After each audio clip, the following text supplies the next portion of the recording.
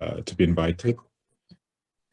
And it's an honor to be part of this amazing group of people. So I just want to state that. I suppose I have, I'm going to use this moment to kind of go a little bit big and then come back in, I suppose, and materialize some of these conversations. So please bear with me. The second part is I really appreciate the fact that we're starting to do this in long form. I think the debate and the conversation that we are having cannot be done in 15-minute sound bites. So I appreciate kind of challenging our kind of format structures that we've got locked into, kind of TED format structures of discussion.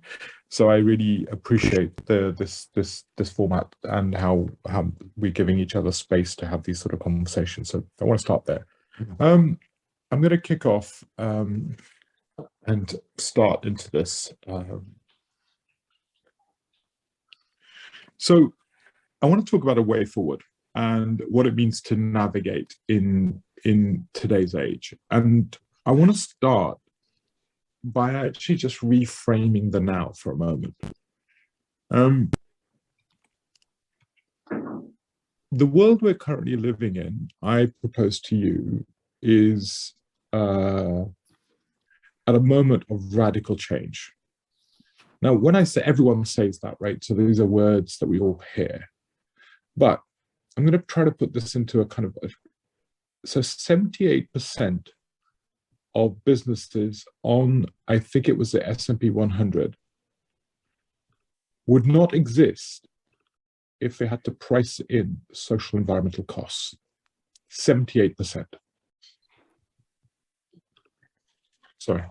So 78%. Now, why that fact is important is that means that we are currently living in an age of degrowth. We are fundamentally destroying greater value than we are creating. And it's not like marginal. I mean, 78% of that economy. And so when we start to, and what we're currently seeing is the first inklings of the liabilities that we're creating on social environmental costs are starting to now become significant enough to cause systemic risk. So what we're in the middle of is, I think what we're facing is an Armageddon of our current economic development pathways and our frameworks of what we perceive as value. And 78% is such a big number that we should be looking at the equivalence of post-war restoration of European economies. It is not a marginal transition. It's not a quaint transition. It's a structural reconfiguration of what is value, what is persistent, what exists, what doesn't exist in that tomorrow. And I want to start there because I think at COP right now, there's a debate going on about how we raise 100 billion to deal with climate change, 100 billion. Our deficit in terms of climate change funding, we need about 4.5 trillion a year to deal with, to deal with what I think are the direct costs of climate change, forget it, and mitigation, as opposed to any of the secondary challenges that we face. And we also know that climate change is a symptom of the problem, not the problem itself. It's a symptom. If you look at plastic pollution, if you look at hundreds of other issues, we are actually creating externalities at such a rate that we are risk being self-terminating as a civilization. So this for me is not a casual transition of decarbonizing our economy. It's a fundamental transition in how we manifest in the world. And I think it is critical that societies start to see it from that perspective. It is also recognized, and I think Sitra and Demos Helsinki did some really brilliant work on this, when we look at many Western societies, all of ours, we can talk about scope 1 and 2 of climate change effects, but scope 3, where our implied consumption, is massive around the world. So we are nowhere close to readjusting to the scale of what's required. And that readjustment needs to sit, obviously, adapting to planetary boundaries. It also needs to sit in a new reality of a demographic shift. And everyone talks about it, but I think Danny Dorling's work on slowdown here is really relevant. It needs to sit in the context of that actually most of our growth has been based, and growth and development has been based on increased population. Actually, what we're seeing is that population growth is not necessarily there and not necessarily even desired as a framework of development. The UK's population growth was one-to-one calibrated with GDP. So as our population growth or it shrinks, slows down, what does that mean for development? Our cities have been built on the idea of building more two-bedroom flats for future demographics. They have not been built on the idea of unlocking the full capacity of all humans that live in that city. So it was all about more humans, not better humans, or more advanced capabilities of humans. It was entirely about more humans. So as this shifts, I think this shifts the nature of how we perceive the city and how we understand value in the city. At the same time, I think we're operating, and I think Alexei will talk more about this. We're operating in an age which is no longer of linear predictability. The industrial age worked on the assumption of linear predictability, and it worked on those assumptions on the basis that actually the effects of linear production, the externalities could be ignored because the world was so large. But in a world which is increasingly interdependent and entangled, both in terms of food supply chains, monetary systems, political systems, language, we are increasingly an entangled civilization. We're operating in a new age of uncertainty, and certainly as a result of our externalities, a new age of risk. And then also, we need to recognize we're operating, what I would argue, is a new ideas of sovereignty. The idea of individualism as a concept is coming to the end of its cycle when we start to recognize, actually, we're operating, I am a multitude of organisms. I am also a multitude, a spectrum of identities. I am also, my brain is a social brain. It is a function of my networks and relationships. I am also epigenetically contingent on my context.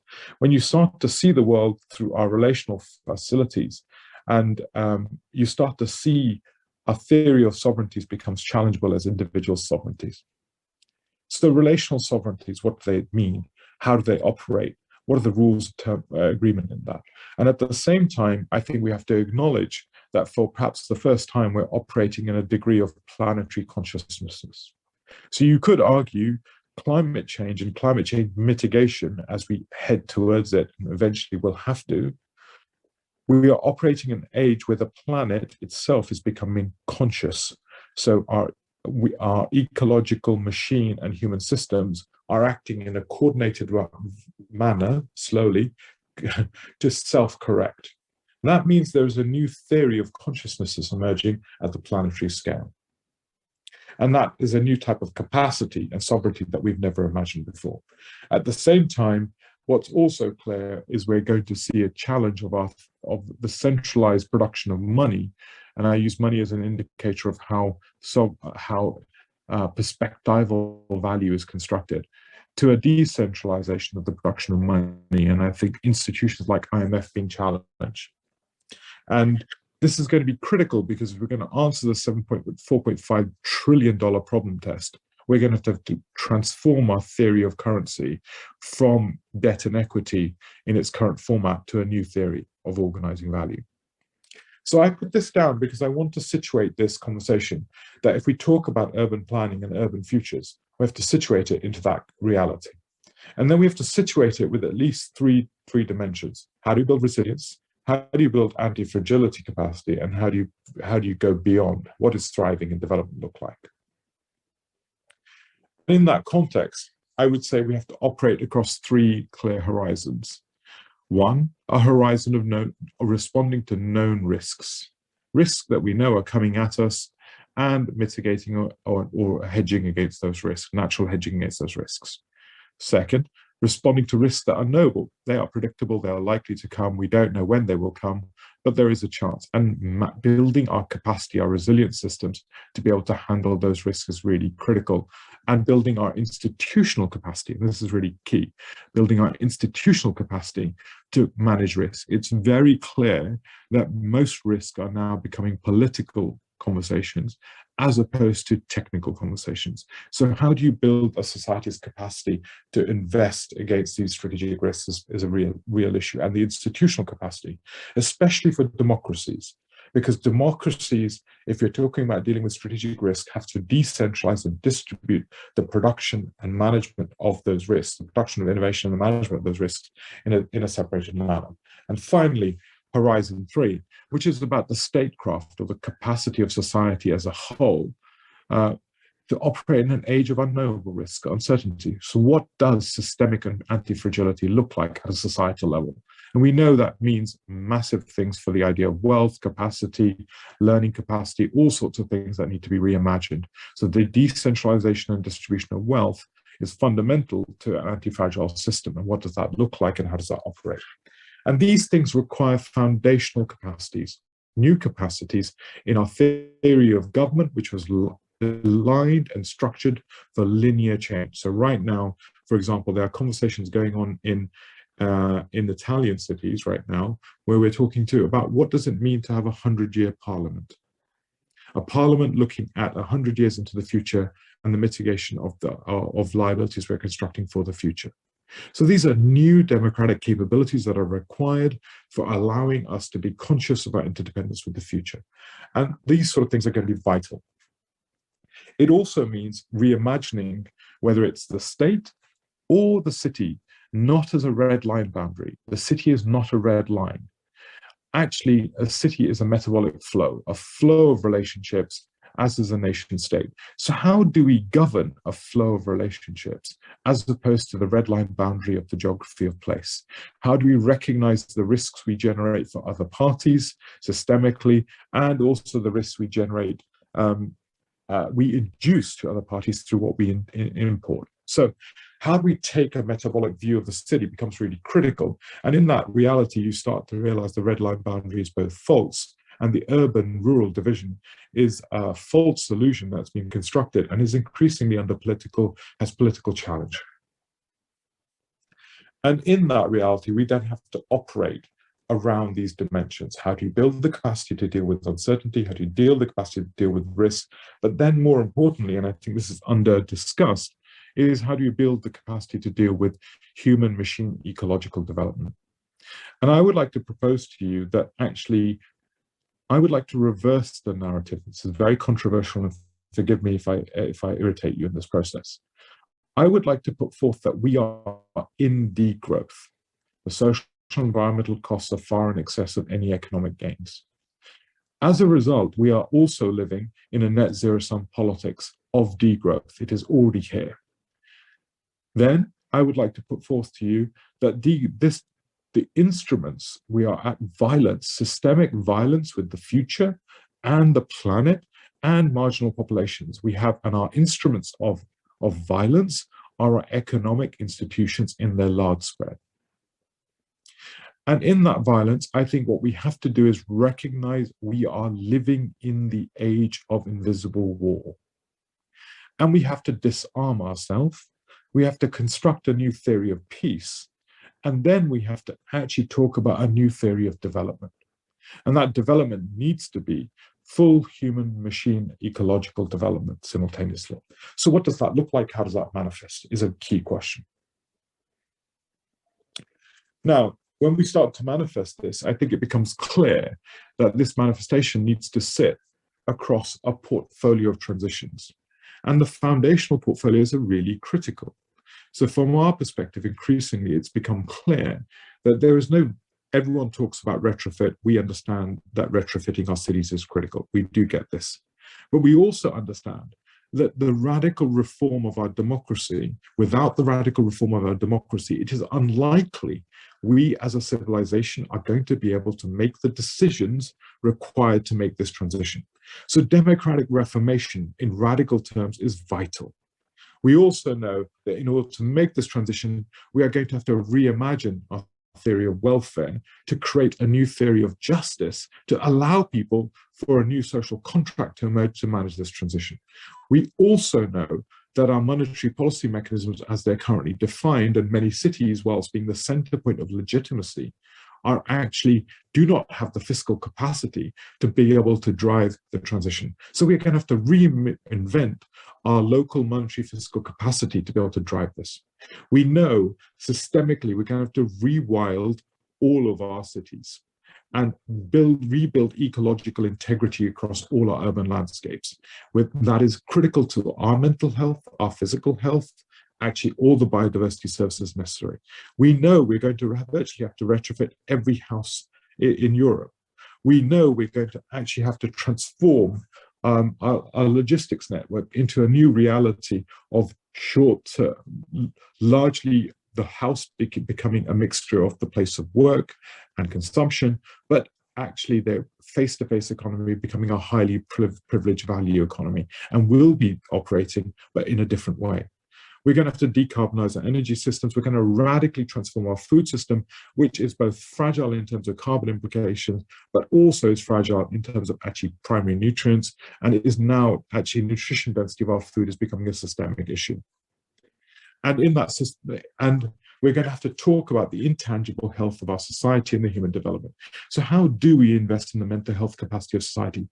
These, to me, are foundational infrastructures of a transition.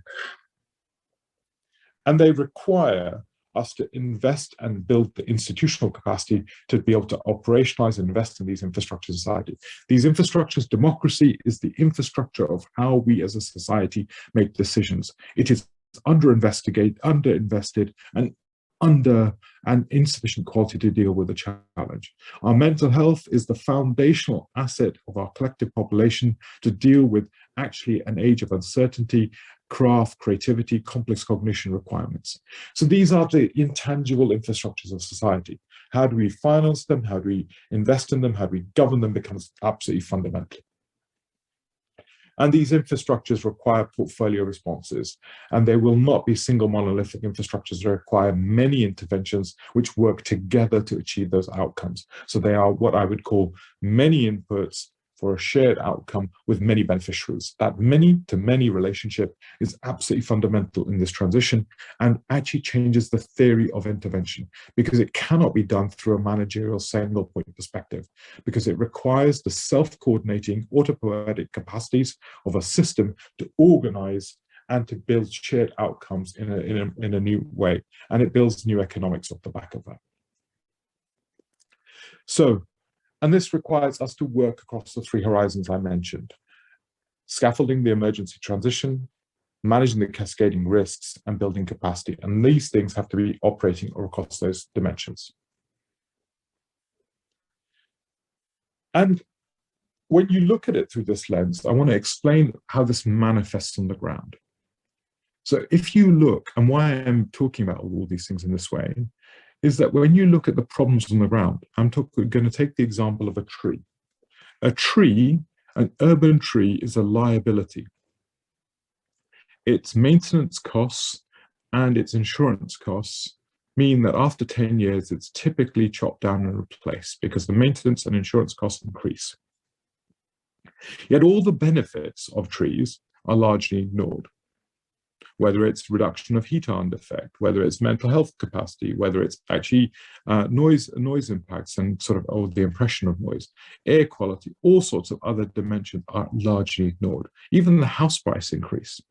So what we have is a situation where many of our civic infrastructures and assets that are required for the transition, I listed them before, actually fundamentally don't have the accounting mechanisms to manifest them. So we don't have the accounting infrastructure. We do not value what is critical of them, thereby actually perpetuating the reality that rather than building a forest and a network of urban forests, we would rather build large underground sewers. And that's because actually the sewer can be put on your balance sheet, the trees can't yet. And that manifests technically into your accounting infrastructure. Again, we're doing work on this as trees as infrastructure and the unaccounted benefits in many ways, and starting to put some of this stuff together. But that requires fundamental relationship shift with many of these things. And this means that looking at the scientific data sets of where those interventions are, looking at who the beneficiaries of those infrastructures are, and how do you price those. And our theory of price fundamentally has to be reimagined in this systems world.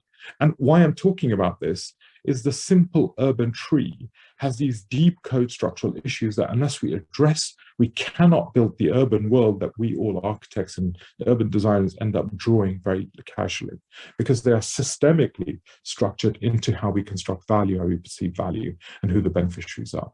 And that's everywhere. And this changes the nature of the business model, the value model of how we invest. And state is one model of investing, which works very well because the state invests and it's able to capture or service that investment through, whether it's through monetary policy, or it's able to service that investment through effectively tax income or land value upstate or other forms of reduction in welfare costs. So the state has this value model of being able to capture a whole range of spillovers directly and indirectly. And increasingly, we are able to not only look at that more in a more advanced ways, but be able to construct new business models as a result of that. And these can be, if we can decentralize these and distribute these beyond the power of the central state into distributed local authorities in really radical ways, I think we can actually rebuild civic infrastructure fit for the 21st century to handle these transitions. But this does not just manifest there, it manifests its all forms of civic infrastructure, whether it's schools. This is a very Anglo-Saxon approach, so please forgive me, but I'm trying to give you the overall theory behind this, whether it's schools or stations or parks. Actually, all these things generate huge amounts of spillover value from public goods into private hands. We did the work examining the High Line, which looked at actually the implications of the High Line in terms of those spillovers of value. And it became very clear that actually I think it was $173 million was spent on building the High Line. If you just took 10% of the land value uplift attributable to the High Line, you would have paid for the High Line in 10 months.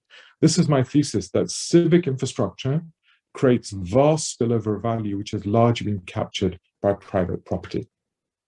And we have to reinvent those relationships. And private property for me is just an example of this future, not the only future. So how do we build these new mutual business models, the new value models, this new sort of many-to-many economic models around this becomes critical. And again, we're doing work around smart governance, starts to deal with that. And this also applies to theories of health. So if you want to talk about the health of a nation being a fundamental asset, as opposed to a liability, then you have to understand that health thesis from both the failure to treat, the cost of failure to treat, the cost of treatment, the cost of prevention, and here's the really key one, the cost of thriving. Our current public economic models barely get to treatment. They touch prevention, but I think only 2% of budgets are being used on prevention. So we do not have the accounting infrastructure to really start to build these scales of transition. Again, it's been work we've been doing in Stockholm, and we're starting to do more of, which is looking at how do you fund and finance these intangible assets, and how do you create the accounting infrastructure to be able to do that, and thereby the value engines of that. Bear with me, I'm coming to an end, and recognize I've been speaking for a bit. One quick question in between, there's no rush at all. There's somebody asking that, are you supposed to show some slides? Because we are not seeing slides. Oh, I've been showing slides. Oh, that's a shame. That's a shame. You haven't seen any of the slides. Well, okay, I can show you the pretty slides in a second. Maybe if we have time, if you very quickly run through your slides, there has been some kind of problem. I thought it's part of the dark matter idea that it's black, so I didn't. No. Good. Should have stopped me before. I'm going to show you the slides, and I'll do a quick. Yes, let's go quickly through so that we have a kind of rewrap, and then. This is where I was talking about. Yeah, this is where I was talking about the scale of the transition, right? The scale of what we're talking about. This is where I was talking about the demographic shifts, the currency models, adaptation to planetary limitations, Sovereignty is the whole question of planetary sovereignty and the age of risk and uncertainty. Again, dealing with resilience, anti-fragility, and beyond. Looking at the three horizons: known risks, that are risks which are knowable, so having the capacity to discover new risk, and actually unknowable risks or uncertainties. And what does that require in terms of the institutional capacity to deal with this age? This was about reframing our thesis of the city as a red line boundary, and the nation state as a red line boundary, but seeing the nation state and the city as a system, as a metabolic flow. How do we start to look at that?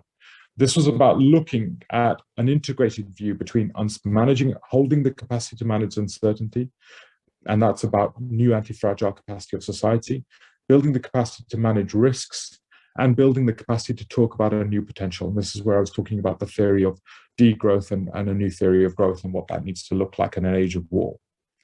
And this is where, again, the foundational infrastructures capacity, or what are the foundational transitions required from democratic reform to welfare innovation, financial monetary innovation, systematic rewilding, whole street retrofits, and at a whole city level, the transition of our logistics infrastructure, energy grids, food systems, mental health. These are new types of infrastructure which are fundamentally going to be required.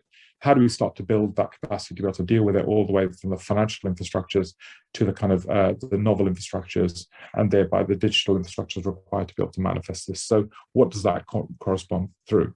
And many of these things are going to be portfolio of responses. These aren't monolithic single point infrastructures, but there are a portfolio of interventions which work against a portfolio of other interventions. Again, looking at this through a three horizon capacity process of what is the emergency transition, what are the cascading risks, what is the anti-fragility capacity required. Here's the example of the tree. So then manifesting this down to the level of what is the kind of issues that we see when we start to look at these infrastructures. You look at actually the spillover benefits of trees largely being ignored, only the liabilities, and that's all the cost side, and none of the benefits are actually onto the table. Looking at the complexity of who the beneficiaries are, how do you be able to construct that? So the simple drawing of an urban tree, and actually what it requires is the rewiring of our institutional infrastructure to be able to value it at multiple levels. The new types of business models it generates, I was talking about state business models, will look at complex multi-agent response, but in a multi-agent democracy, i.e. not a singular monolithic state, we have to be able to construct these new many-to-many value models, and how do we put them together? Recognizing that this was not in the theory of single infrastructures, this can be applied to all sorts of civic infrastructures.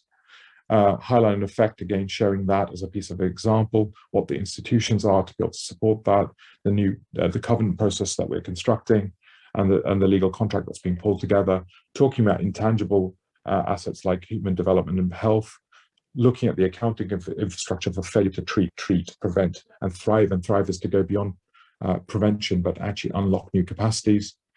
That's where I got to. So my sincere apologies that you couldn't see the slides. And then when we talk about this, I want to end on this point that I think all of this stuff is actually the precursor of a much more structural transformation, which is a structural transformation in our relationship to the world. And I think we are having to transform our relationship with the future. And transforming our relationship with the future is about recognizing not only the risks that the future brings to us, but recognizing the risks that we generate for future generations. And that theory of how we create society to be able to be long-termist, and long-termist from a theory of democracy and full enfranchisement rather than long-termism for the few. What does that really look like? We have to actually embrace a new theory of how we engage the world, which is not a theory of control, but a theory of ennoblement, to be in treaty with the world rather than to be in ownership of the world. That means a new relationship with the world in a fundamental sense. And we're doing a lot of work around self-sovereign things and how things self-persist. And I think we have to transform. This will be one of the biggest transformations I think we'll make, is a new theory of relationship to the world. Our relationship with nature, to nature not being a resource, but a foundational sovereign actor, co-actor, the cohabitant of the world, to which again we are in relationship to. And then a relationship to each other. I would argue our modern economy is fundamentally constructed on the second and third order ideas of servitude. Our employment contracts, our theory of labor is constructed through the idea of the boss, the manager. These are all theories of control. in a new age of actual creativity, complex cognition, these require not extrinsically organized system, but intrinsically organized systems, which actually support unfolding. So in an age of where procedural work is increasingly automated and human development work becomes something else, I think we have to reimagine our relationship with each other for actually ennoblement and flourishing. And that to me is really, really critical. And that manifests in, we have to address some of our legacy lock-ins, i.e. the lock-ins that we face, whether it's actually monetary and other things. We know that 1833, the UK spent 25% of GDP to abolish slavery. Albeit they only recompensated the slave owners, it was still 25% of GDP in the middle of the British Empire. What does that look like in the 21st century? How do we address those lock-ins? How do we change our perceptions of self? This is fundamental. Our theory of self is still caught in the ideological frameworks of meritocracy, individualism, and unless we change at a cultural level our theory of self, none of these things are possible. We have to change our theory of organizing, which is still based, largely most of our management theory has come from a theory of kings, armies, and command and control systems. We have to reimagine our theory of human organization if we're going to deal with it. And then there are all the deep codes, all the structures of society and how we organize into them. With that, I'd like to thank you for your time and really thank you for your patience of listening to me bore you onwards without the slides to keep you company. Thank you so much. Thank you. Thank you very much. It was so interesting that I didn't wait for the slides, so apologies for my slowness in reacting, but then we saw them now well, and I got a good overview of talk. Thanks a lot. Fantastic. There are some questions in chat. Let me try to start from them. There are quite many momentito. There is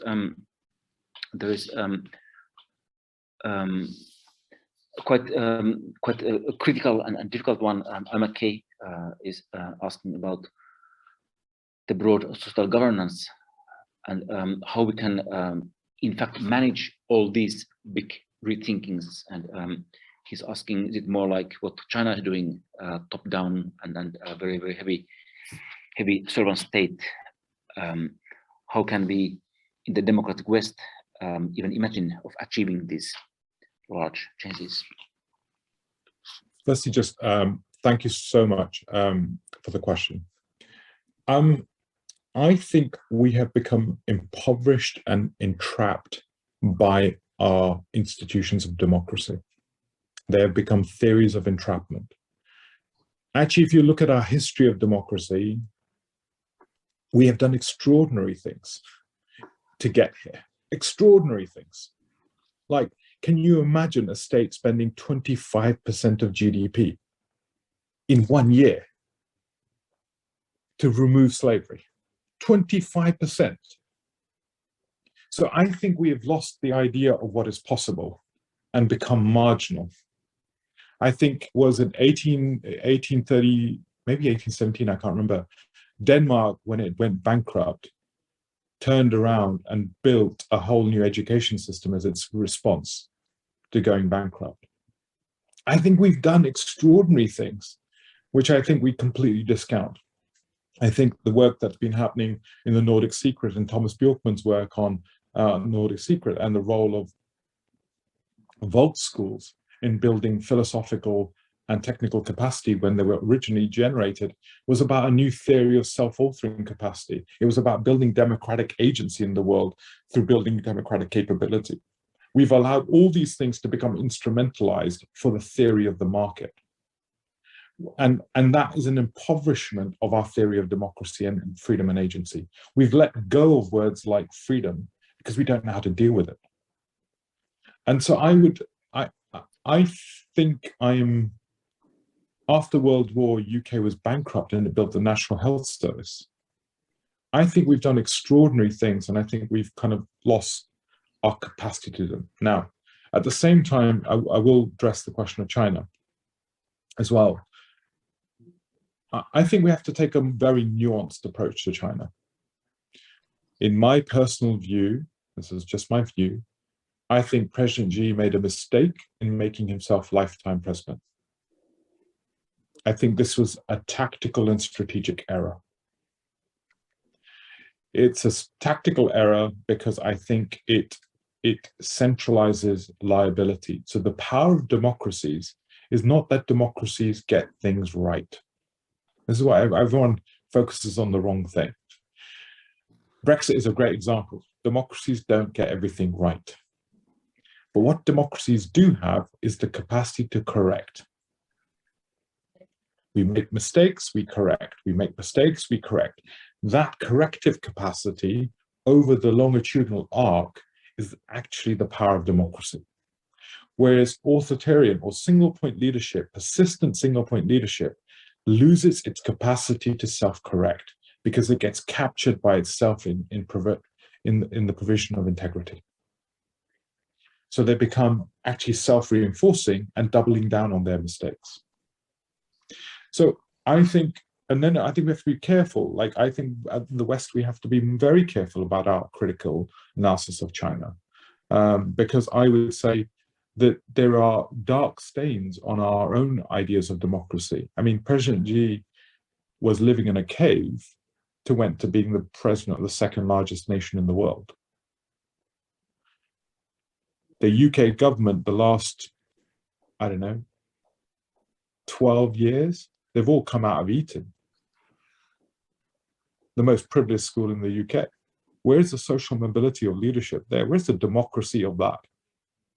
So, and I'm using it as an example to understand, I think we have to become nuanced. I'm not advocating it, but I want us to have nuanced conversations. The second thing is, if you've read Yin Yang's work around how historically China was being governed, was much more using gray policy, which is they would say this is an intent, and on the basis of that intent, loads of people would do different things, and then they would either ban things or reinforce things.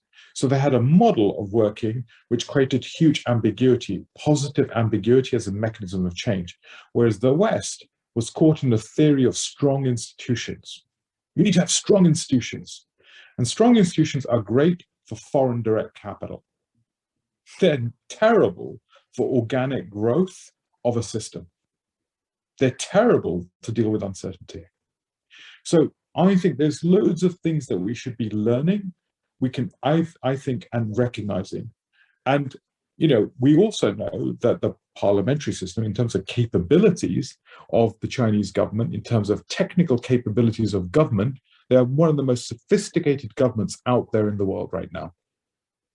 And we should be humble enough to say that, because in that humility, we can learn and be better. There are criticisms of China that are valid, right? And I'm not here to defend China at all, like I said. But what I am here to do is make sure we are having a genuine, comprehensive debate about it. So I think every politician in China is voted on. They don't have a multi-party system, but to get to being a mayor, you are voted through. Through a single-party model, it is a voted system. And the meritocracy of that voting system is remarkably powerful. So I think our critique needs to exist, but our critique needs to exist in the context that we know our democracies are failing us right now. And we need radical reinvention of them. And I think this is where Europe, we have an opportunity to go deeper and transform ourselves. I do think it's possible, and I do think it's necessary in that theory. So, and again, I want to emphasize, I'm not supporting China here. We don't do any work in China, not funded by any Chinese institution of any type. I just want to have a debate which has integrity to it. Any other questions? Sorry, shall I just look at the questions? Yes, thanks. That's very very hopeful answer. You mentioned slavery a long time ago, of course, after the Civil War in the United States.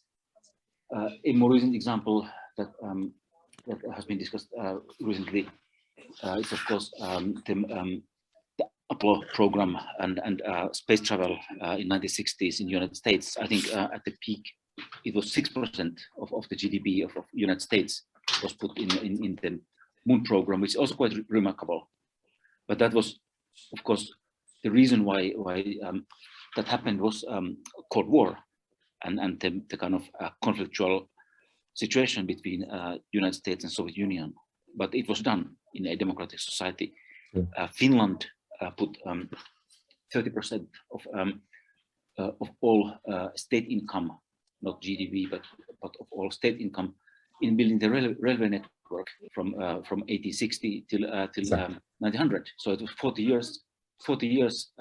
30% of state budget went in this one thing to make the nation connected. So there are these big public transitions. I fully agree. I would like to continue. There are other questions. I will take them from chat. But you started almost with this very bold statement of rethinking money from debt and equity to something else. And you mentioned the notion of decentralized wealth. I think we have to address quite directly the question of capitalism and finance and making money, making profit out of things. So I would like to ask you to develop that topic a bit.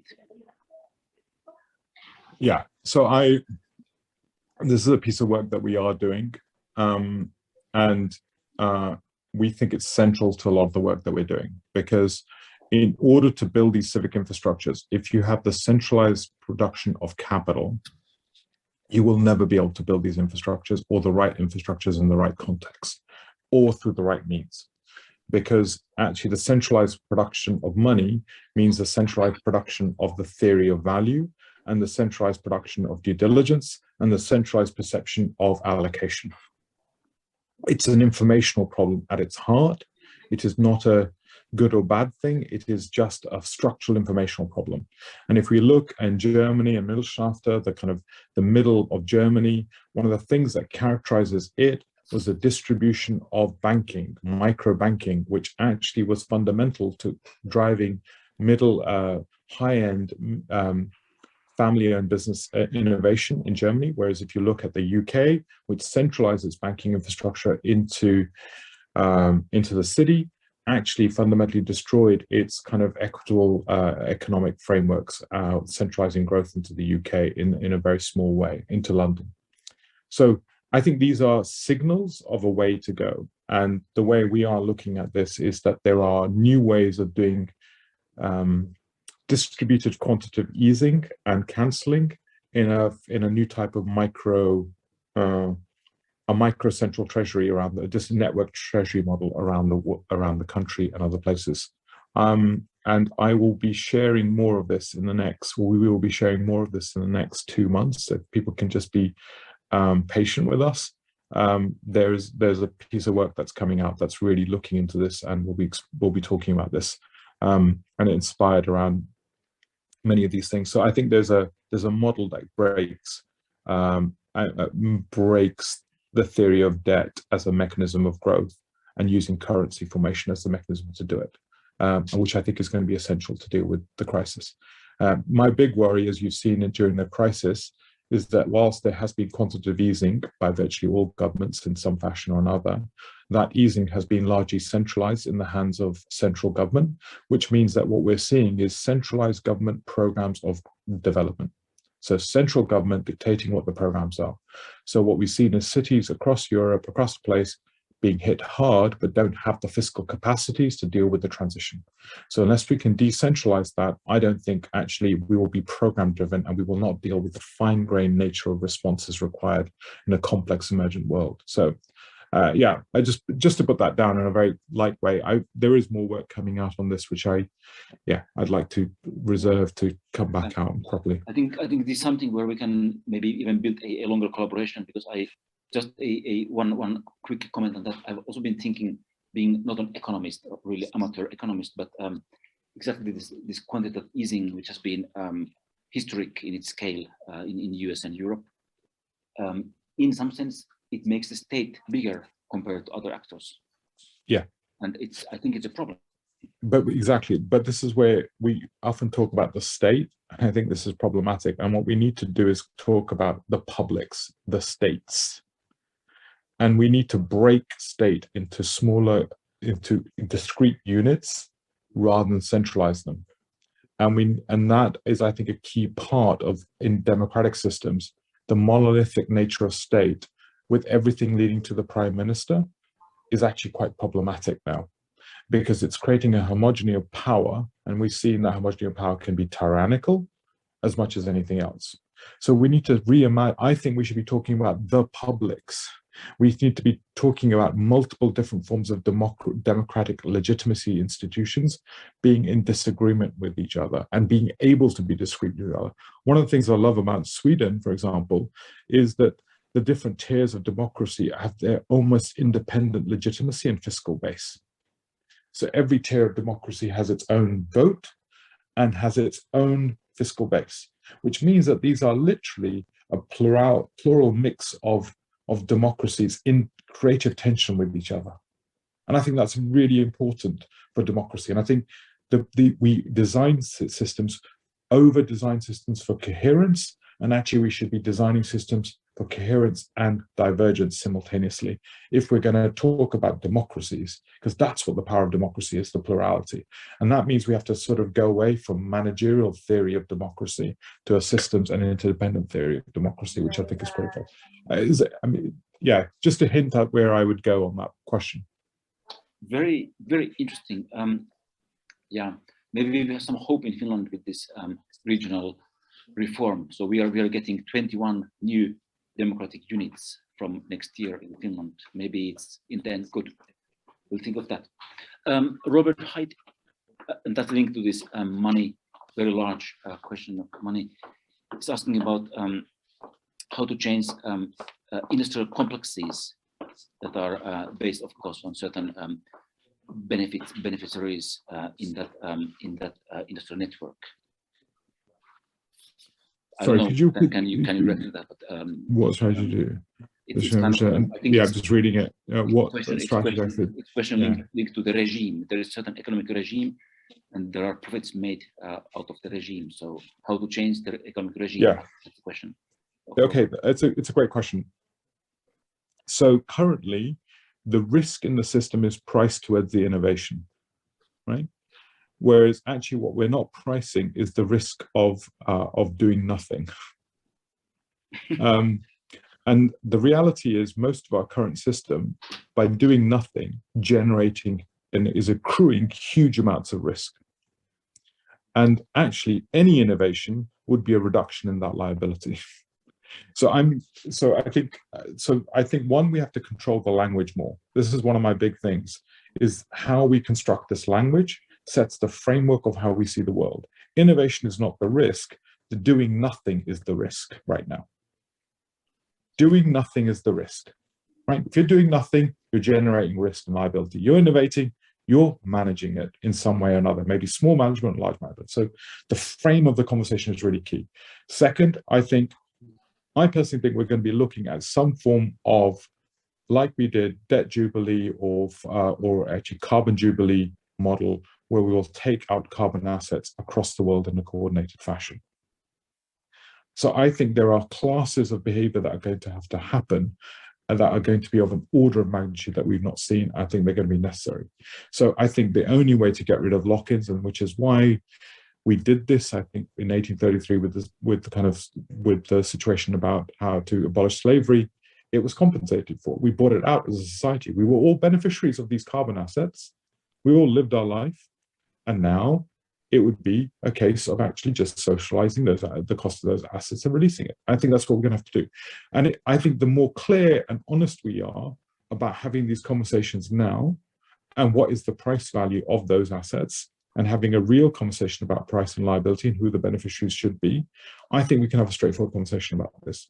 So I agree, we are currently locked in because we're not having the right scale of conversation. And we're trying to sort of say, hey, why don't you change? There's two aspects to it. Everything you're doing right now is, if you do nothing, you're increasing risk. If you're a food company and you're not dealing with this issue, you are accelerating your risk. So we have to change the frame. Two, we have to have the right scale of conversation.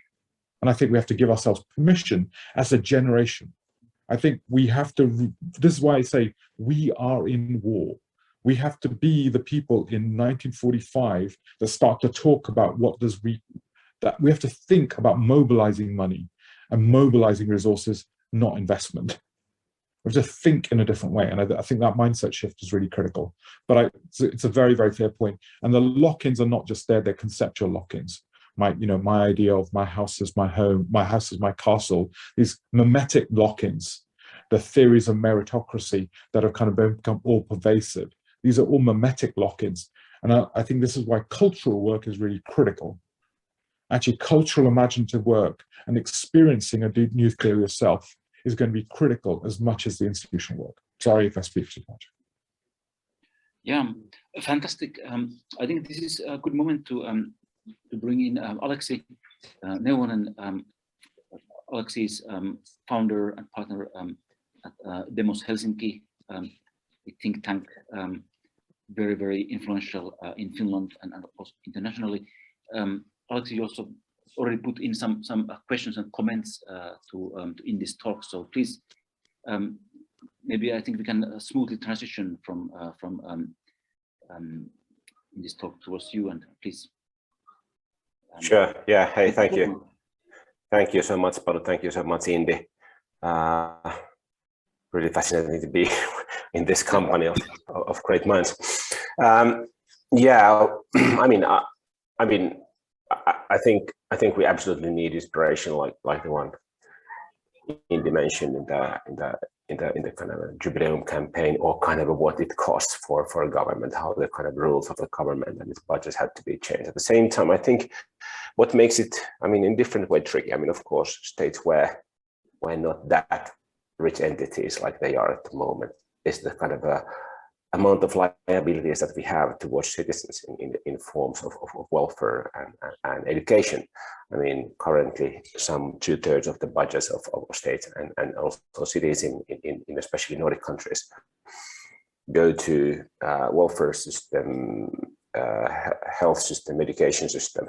So I've been thinking that then it's the matter of the latter 1/3, which is still a substantial sum of money, that we would have to kind of start reinventing how to use that, and all of a sudden use that for something else compared to what has been used before, because otherwise there's a rather direct link to welfare of people and to things that we think are really essential for people and are maintaining the stability in society. So putting them away would be rather difficult, and then it's not a matter of how to kind of use the budget differently, but how to kind of extend it further, or where to find other resources outside the kind of public budgets. This was the comment that I intended to convey with this few chats, text on chat that I delivered. Unless there are further comments or responses by anyone, I could move on to my presentation, which is, I think, there are plenty of alignment with things that Indy said. Yet I would say that my style is more of a kind of a definitions, whereas Indy was probably setting a rather clear agenda, combining very nicely solutions in different scales from different types of financial governance innovations towards kind of changing the approaches and mindsets of governance systems and democracy and economy. Yeah, I think it's fine. Please go on. Just to remind, so there's some further questions. So let's keep some questions in the air, and then we will have a good time at the end to come back also to the earlier questions. So, but please, Alexei, yes. Yes. So, my presentation is mainly derived from the PhD thesis that I'm about to defend, hopefully soon, in which Professor Lehtovuori has been the supervisor, which aims to take some of my practice, which has happened partly with built environments, cities, and housing, towards the proper planning studies. Of course, my work has touched a number of other issues as well, and this has been an attempt to kind of still moving on a rather abstract level, trying to phrase it in language of planning studies. So I'll start with a claim, which is that we are living a new era, which is an era of new normative, which is actually a piece of positive news, meaning that I think we are somehow already taking seriously the need for transformation. And I mean, this is from the recent IPCC report, or actually the previous version of it in 2014. And I suggest that you pay attention on the uppermost scenario or graph, which means no climate policies, which would mean 4.5 to 4.8 degrees warming by 2100. And that was a relevant issue back then, 2014. Whereas currently, in the most recent IPCC report, the focus is mainly on the second here, with kind of a reddish colored scenario, which will be the result of current policies that we have in place in different countries. So we are heading towards 2.7 to 3.1 degrees warming by the end of the century, which is of course still a dramatic change, very undesirable change, something that we want to prevent. But still, we are not at the moment talking about, I mean, nearly 5 degree warming, or not even 4 degree warming. So something has happened, something positive has happened. At least we have some policies in place. We don't, I mean, this is now a matter of what is the kind of credibility and accountability of democratic systems, or any states over the coming years and decades, whether kind of a long-term commitments like this should be taken seriously. And I think we at least pretend that we take them seriously. That's the current name of the game. Unless that happens, of course, it's quite clear that it also will hamper the credibility of any state and their pledges. That will mean a new, new social order if we come into a situation where such a big failure has happened, regardless of the fact that all states, all political groups have pledged that something else will happen. But I mean, now thinking of the kind of a change in these two reports, their focuses, something good has happened. I mean, in the past, the discourse on climate change and climate crisis has been mainly about solutions in energy sources, energy efficiency of buildings and other types of machines, waste, mobility, and consumption.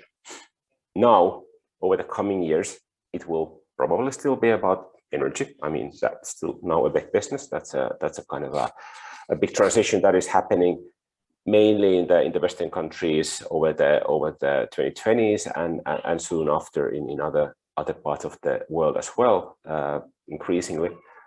But we are even more now in the coming years talking about the transformations in mobility, consumption, agriculture, building materials, and also spatial planning and social practices and lifestyles. Meaning that there's a kind of a slight shift towards new issues in which there are no technological nor social innovations in place that would be already changing the kind of a current system, markets, or regime solutions, like the changes happening already in energy and partly in also mobility systems. And this will also have consequences on what is the role of urban planning, how it will be more central in these transformations over the coming years and decades. We know that there's this is also moving on the level of policies. I think it's a tremendous change that cities especially in Europe, but also in other parts of the world, have assumed time-bound quantitative goals and targets on climate neutrality. I mean, of course, the range being some cities pledging climate neutrality by 2025, some by 2050. So it's a kind of a long range of kind of target years. But at the same time, this is a thing that is now affecting their planning, their policies, is something that it will be cross-cutting all their strategies over the coming years, that will be considered any time they do decisions. And of course, European Commission set one of its mission boards to focus on climate neutral cities by 2030, and is kind of now building a massive pilot in which it hopes to get 100 cities to achieve the goal within this decade.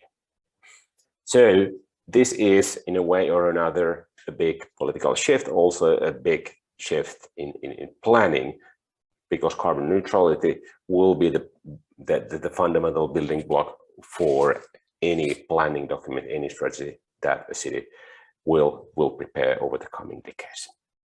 Of course, we know that the emissions that we are talking about now and the climate neutrality targets are defined as scope 1 or scope 2 emissions, so not taking seriously into account consumption-based emissions, which means that we in the West have mainly outsourced our emissions to different parts of Asia, where the kind of the goods we are producing are being manufactured, or part of the food that we eat is being produced. So there's still, this will be a kind of the first iteration, the first goal that we will have. And I believe over the next decade, there will be kind of a new net neutrality targets introduced with different type of carbon rationing. And at the same time, we need to remember that there are several parallel transformations happening. So transformation is not only about climate neutrality. Well, we know that cities are changing because social practices are changing in digital everyday life. We don't know yet what is the urban form of the digital era, whether it will favor truly proximity or something else over the coming decades. This is something that is only in the process of unraveling. We've entered the era of metropolises, so from urbanization to metropolization. And of course, it's a great difference there is that we know how to govern cities, but metropolitan spaces are something different, born in different under the conditions of a different era. So this is a new type of governance structure that we are talking about.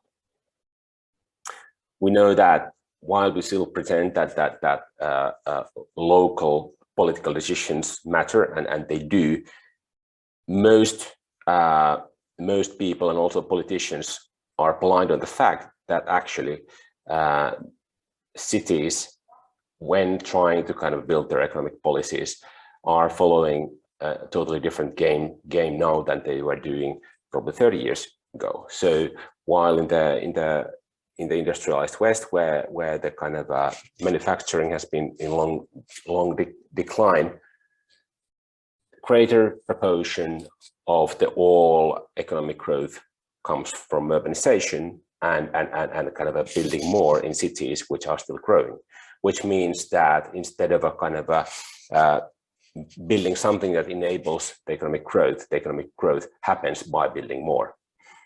So great proportion of the urban policies goes towards attracting global financial capital to property investments in cities.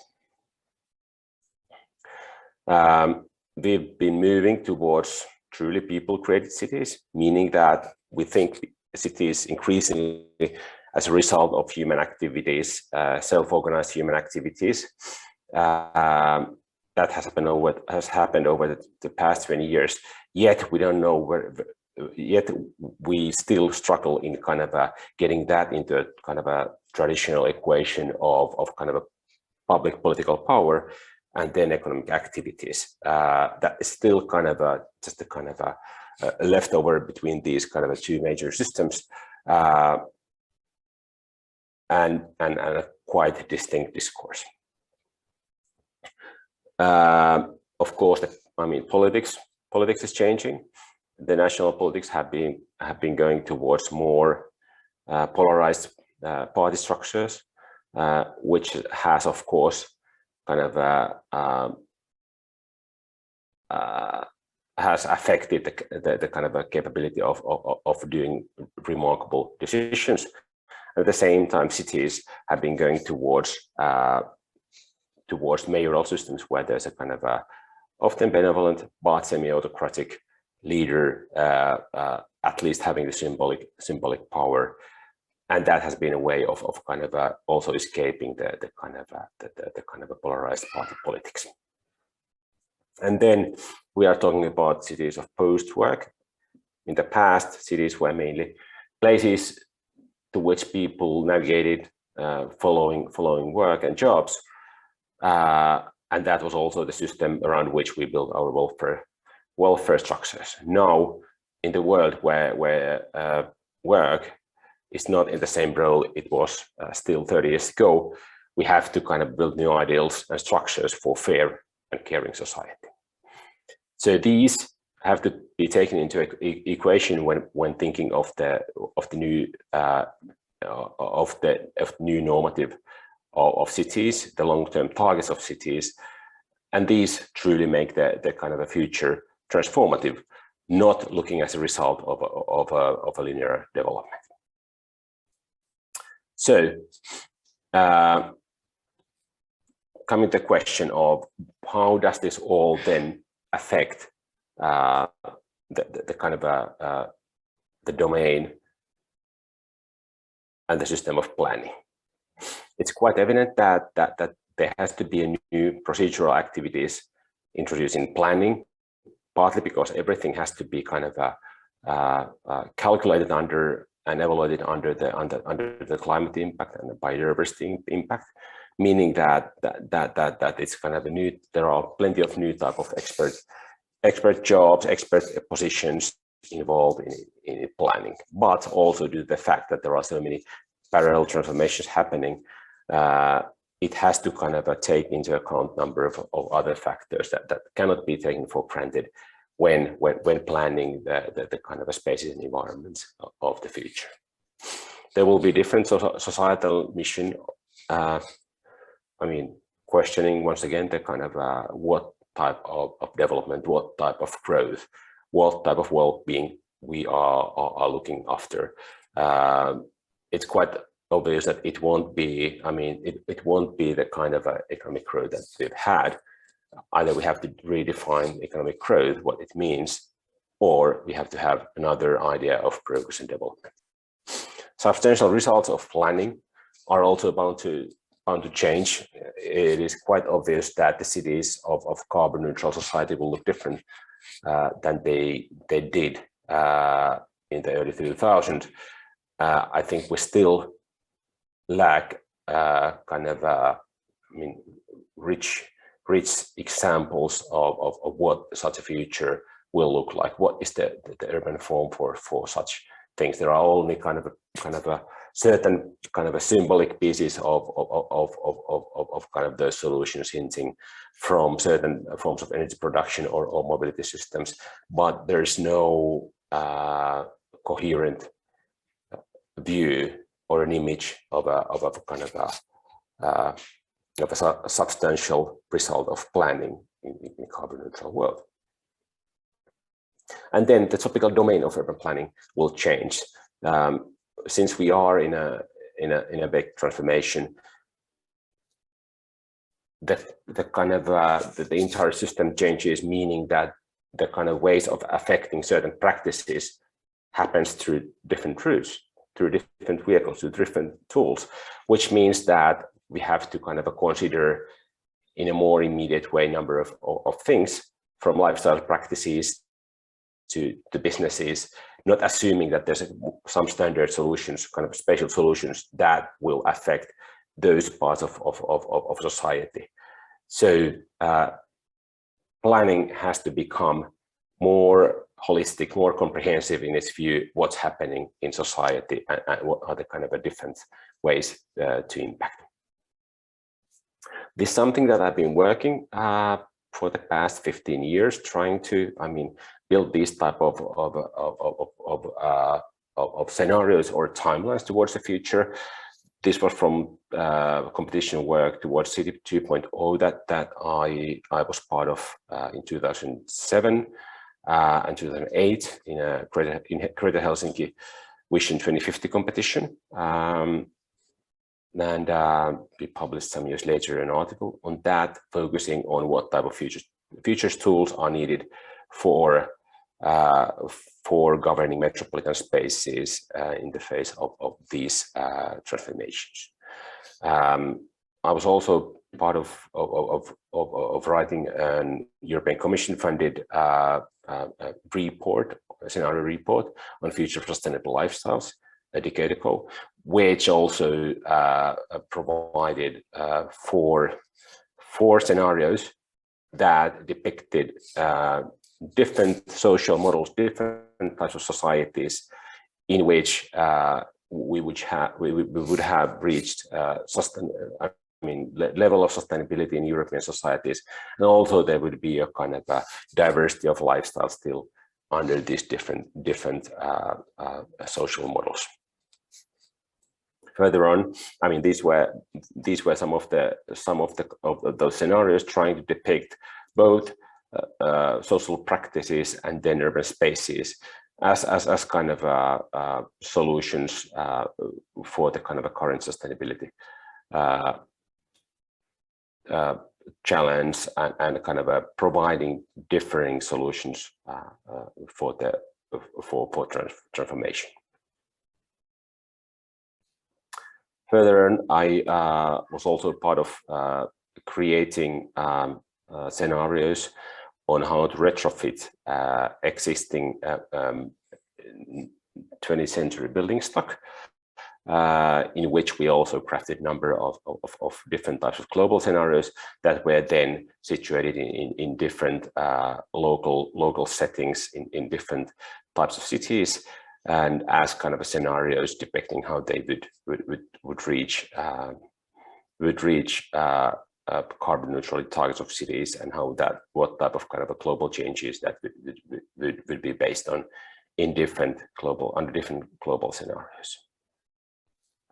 And that also includes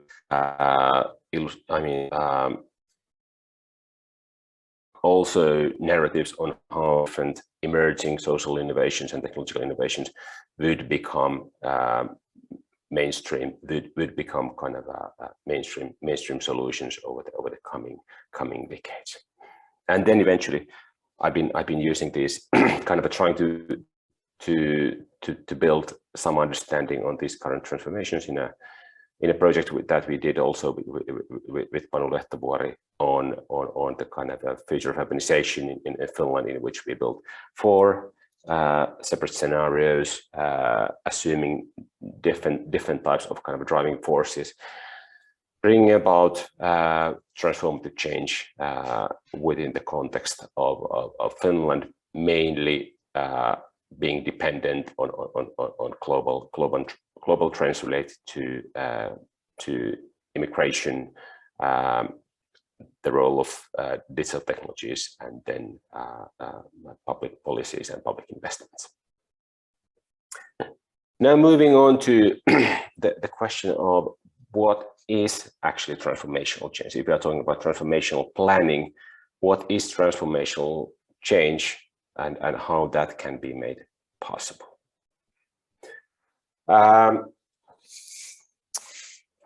Indy mentioned already previously that transformational is closely connected to the idea that future is not linear. It's not a result of historical trends that we see around us at the moment, meaning that we don't have means and ways of saying what is probable future like.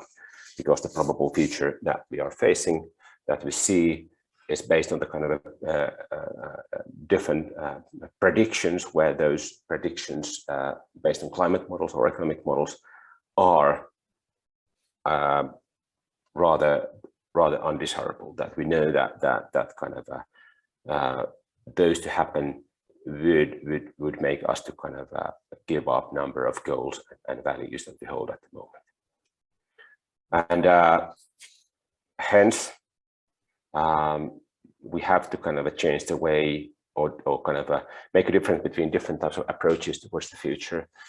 This is the 3 horizons model, currently used quite widely, in which there's an idea that we of course have to kind of pay attention to the kind of path dependencies, creating the kind of a business as usual development, and understand that some of those things will be with us for decades to come. At the same time, there's Horizon 2, which includes the systemic innovations, which could change the course of development somehow, and would take us towards the Horizon 3, which is the viable future or futures that are the kind of a true transformation, or the kind of end point of transformation we wish to happen. So kind of making a pluralistic notion of futures, and how different futures, or let's say anticipatory beliefs or anticipatory systems, affect our behavior at the present. Adding some characteristics to transformational, it tends to include some type of institutional change. I mean, between the time, between times before and after transformation, institutions, the key institutions might change. So some institutions that we have at the moment as the kind of a key building blocks of our society might be replaced by some others. Of course, infrastructure, I mean, typically if we compare the kind of, for instance, the agrarian society, industrial society, infrastructure, meaning the physical setting of everyday life, has changed. And then eventually there's also a conceptual change, that categories and naming of key phenomena change. And this is, I think, in the call, this also these things refer to mimetic lock-ins, meaning that we have trouble understanding how certain categories might be replaced by something else after the transformation. And that also shapes the way we see institutions and their power. And then eventually there will be different types of social practices of everyday life in no time beyond the transformation.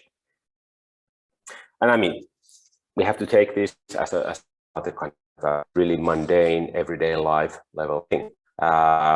If we wish to really reach the kind of carbon neutral, climate neutral societies, understanding that the kind of a majority of those emissions come from really kind of a fundamental basic goods and basic things which we are based on, and understanding that the current carbon footprint has to be kind of shrinking by factor 4 over the next 10 to 15 years.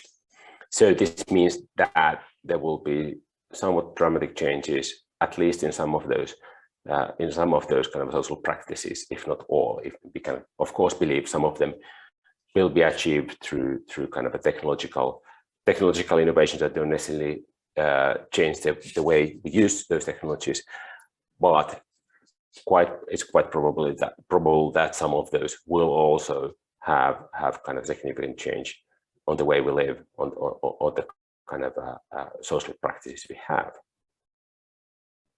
And at the same time, one additional definition of a transformational is that the kind of a normal cycle of renewal of society and economy won't hold. Everything will happen in an accelerated pace, meaning that we have to kind of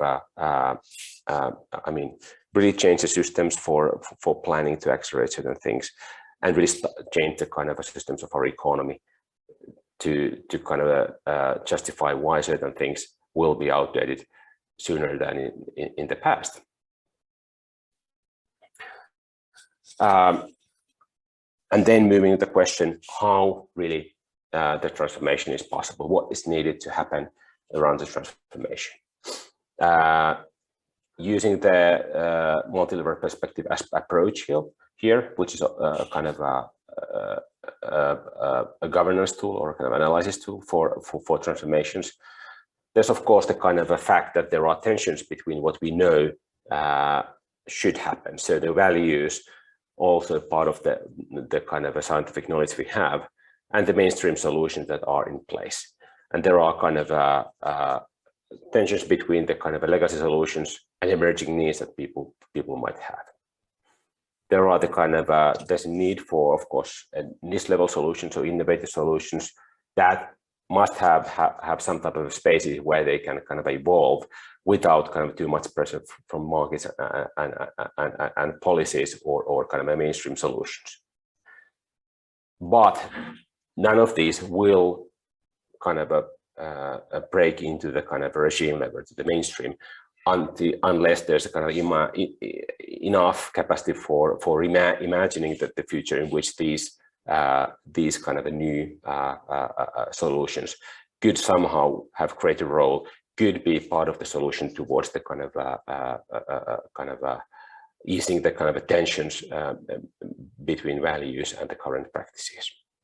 But quite often, I mean, according to these theories and transitions, it's quite often the external shock or crisis that can enable the kind of emergence of new practices, new innovative solutions, and change really kind of the regime system.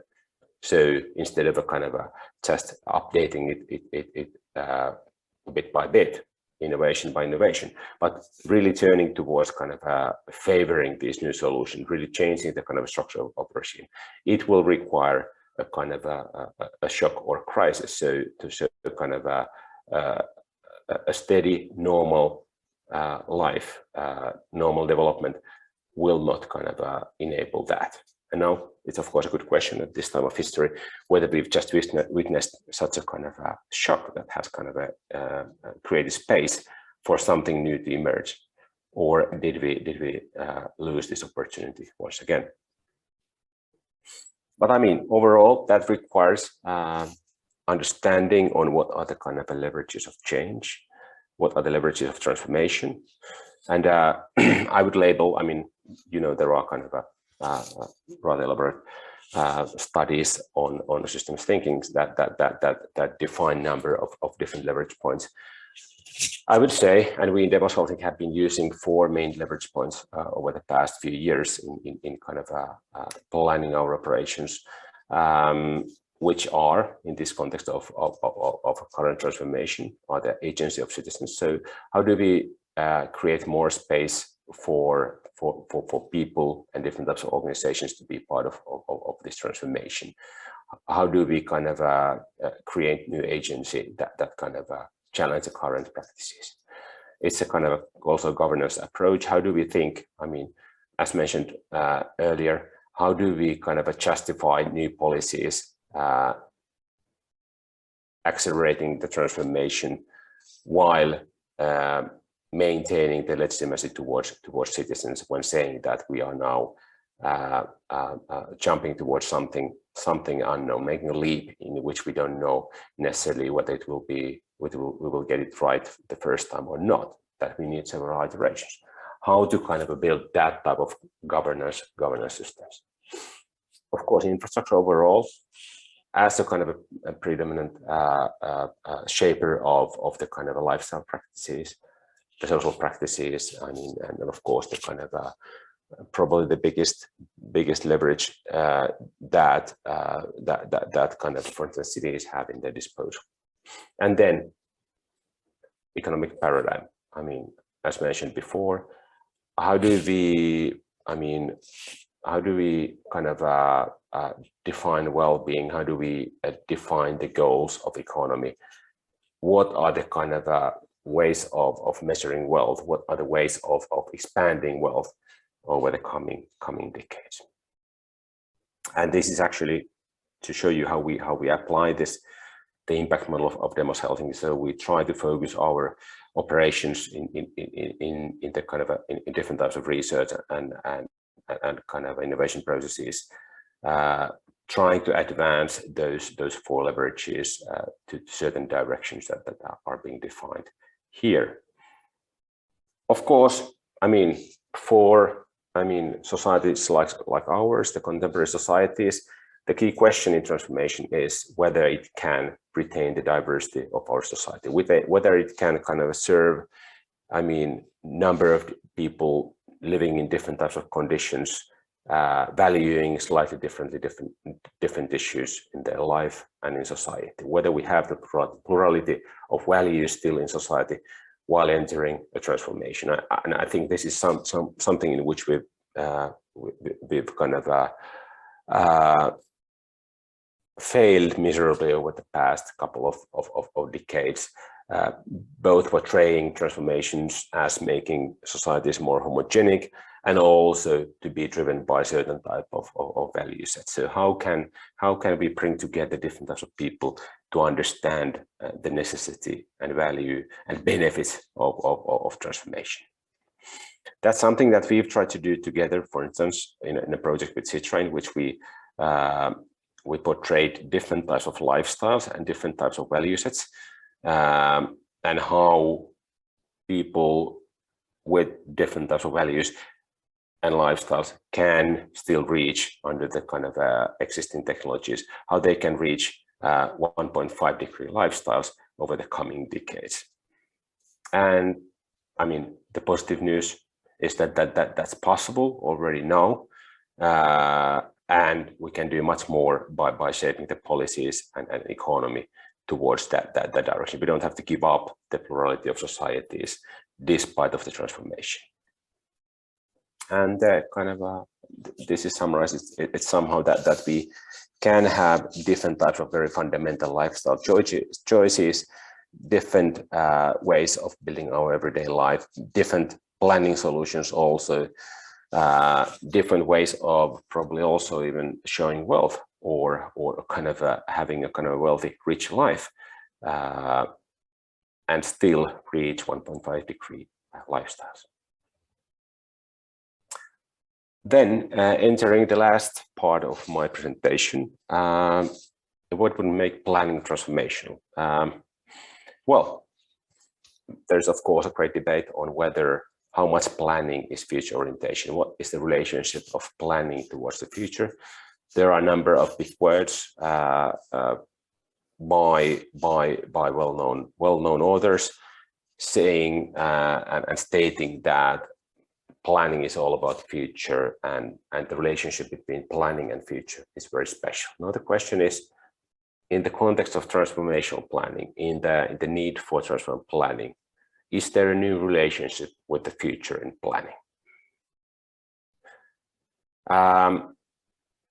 This is actually from my PhD thesis, the kind of actually an image illustrating the conceptual model of my work, which states that actually the normative goals that we have now in place in most of the countries, in most of the cities across the Europe, and increasingly other parts of the world as well, are affecting the future of orientation of spatial planning. There has to be different types of ways of kind of really going deeper into the future, understanding the kind of a different implications of decisions we make today, the planning decisions, and really starting the planning from the fact that we have to reach carbon neutrality quite soon.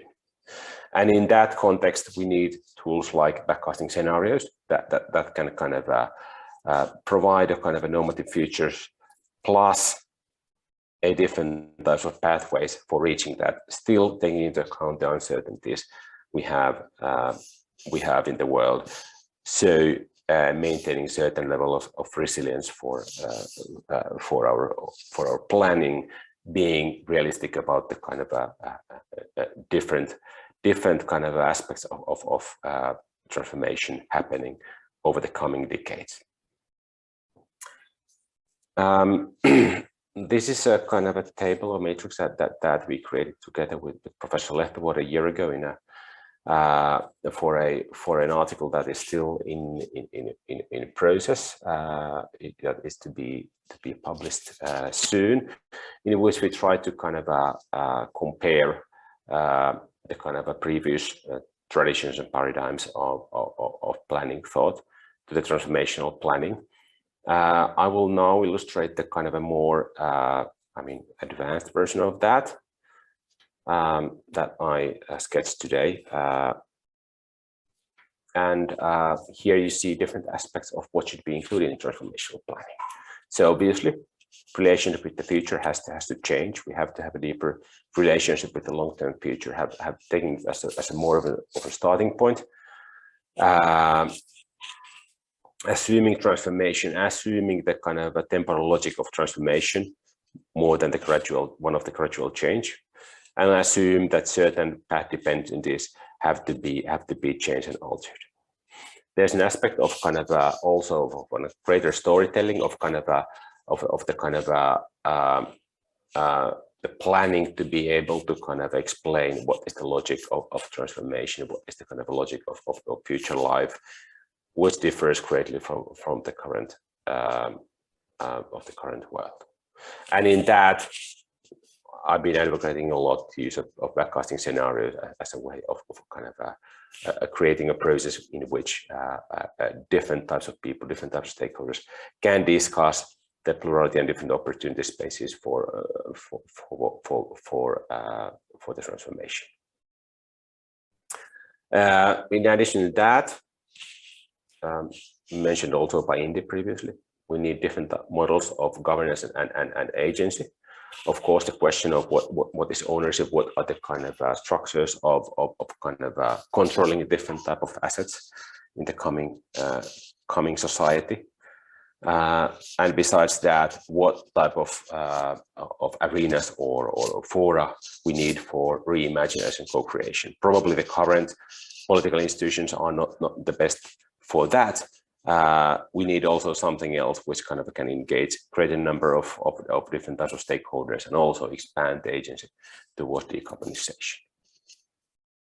Overall, there's a question of role of planning, understanding that it has a great power to create structures for social practices, economy, and democracy, and understand that those kind of practices will be quite different than they've been for the past 100 years or 50 years.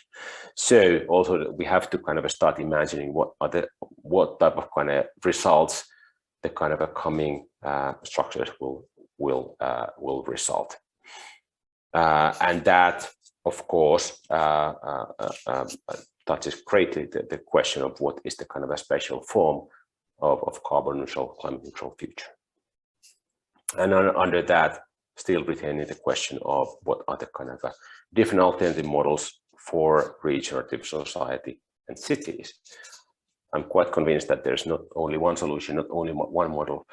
We can kind of build various competing models, and that is needed in order to kind of really retain the promise of democracy, where there can be competing models for future societies. And then eventually the question of the planning, the question of relationship of planning with political economy. So how much planning should be challenging and also updating the kind of a current notion of economy and its rules and resources, existing resources. Challenging things like the role and styles of consumption in contemporary society, or the question of how much property markets should control in the kind of world in which we are aiming at kind of regenerative systems and regenerative communities. Plenty of open questions, but I think these show the direction towards transformational planning, or set the agenda for transformational planning.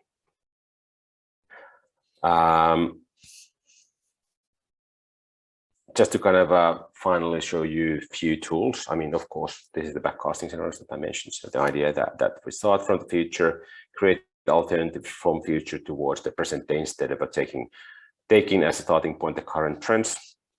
Another tool that been kind of developing in Devos Helsinki is a kind of a governance model called humble government, in which it's a kind of multi-stakeholder process in which we kind of first, I mean, especially built for complex long-term challenges like climate change, like any kind of a smaller sub problem under that. So starting from the kind of a bringing together different stakeholders, ensuring that there's kind of enough participation, and then building the thin consensus, and then kind of creating agency for different actors to kind of address how they see the problem, how they define the problem, and letting them to kind of experiment with certain things, and then just providing enough feedback, enough sharing of their experience, and then returning to the more detailed way of kind of governing the challenge, and kind of creating more better defined governance tools for the challenge. We are at the moment applying this for instance, increasing wood construction in housing of Helsinki metropolitan region, with an idea that of course cities would have a great power or kind of what type of climate targets they have, but how to implement that together with different types of actors in the construction and real estate sector. That can be kind of that change, we hope, can be accelerated through humble governance model and humble governance type of process. And then eventually we need a more discussion on what is the kind of a substantive image of carbon neutral city. We need kind of a competing models. We need kind of a typology of different solutions, not only one but several, to properly initiate the discussion. And eventually, finally, we have to kind of put more focus on the question of who will be doing the change in the transformation. Obviously everyone, but how will each and everyone be part of that change? What is the agency that we have in transformational change, and how transformational planning can be helping in kind of ensuring that there is such an agency for growing number of people. Okay, that was my presentation today on transformational planning, rather early phase definitions. I hope that initiated some further ideas or questions through which we can advance the discourse. Thank you very much. Very interesting. We're definitely in progress of develop ideas, finding something new. That's the whole point of this series. Let's go to some initial questions and reactions to Otsi presentation. There is debate in chat regarding the very first slide you had about the different scenarios of emissions and then related likely global warming scenarios. I think that's a very important question, and something we should and also all the time during the series come back. Is somebody wishing to make a question about that? Sophie, would you like to take the mic for a sec? Yeah, no, I think Sophie, the driver and co-organizer of the series. So I think it's good that you jump in a bit now, and also in the we can relink relink a bit, please. Yes.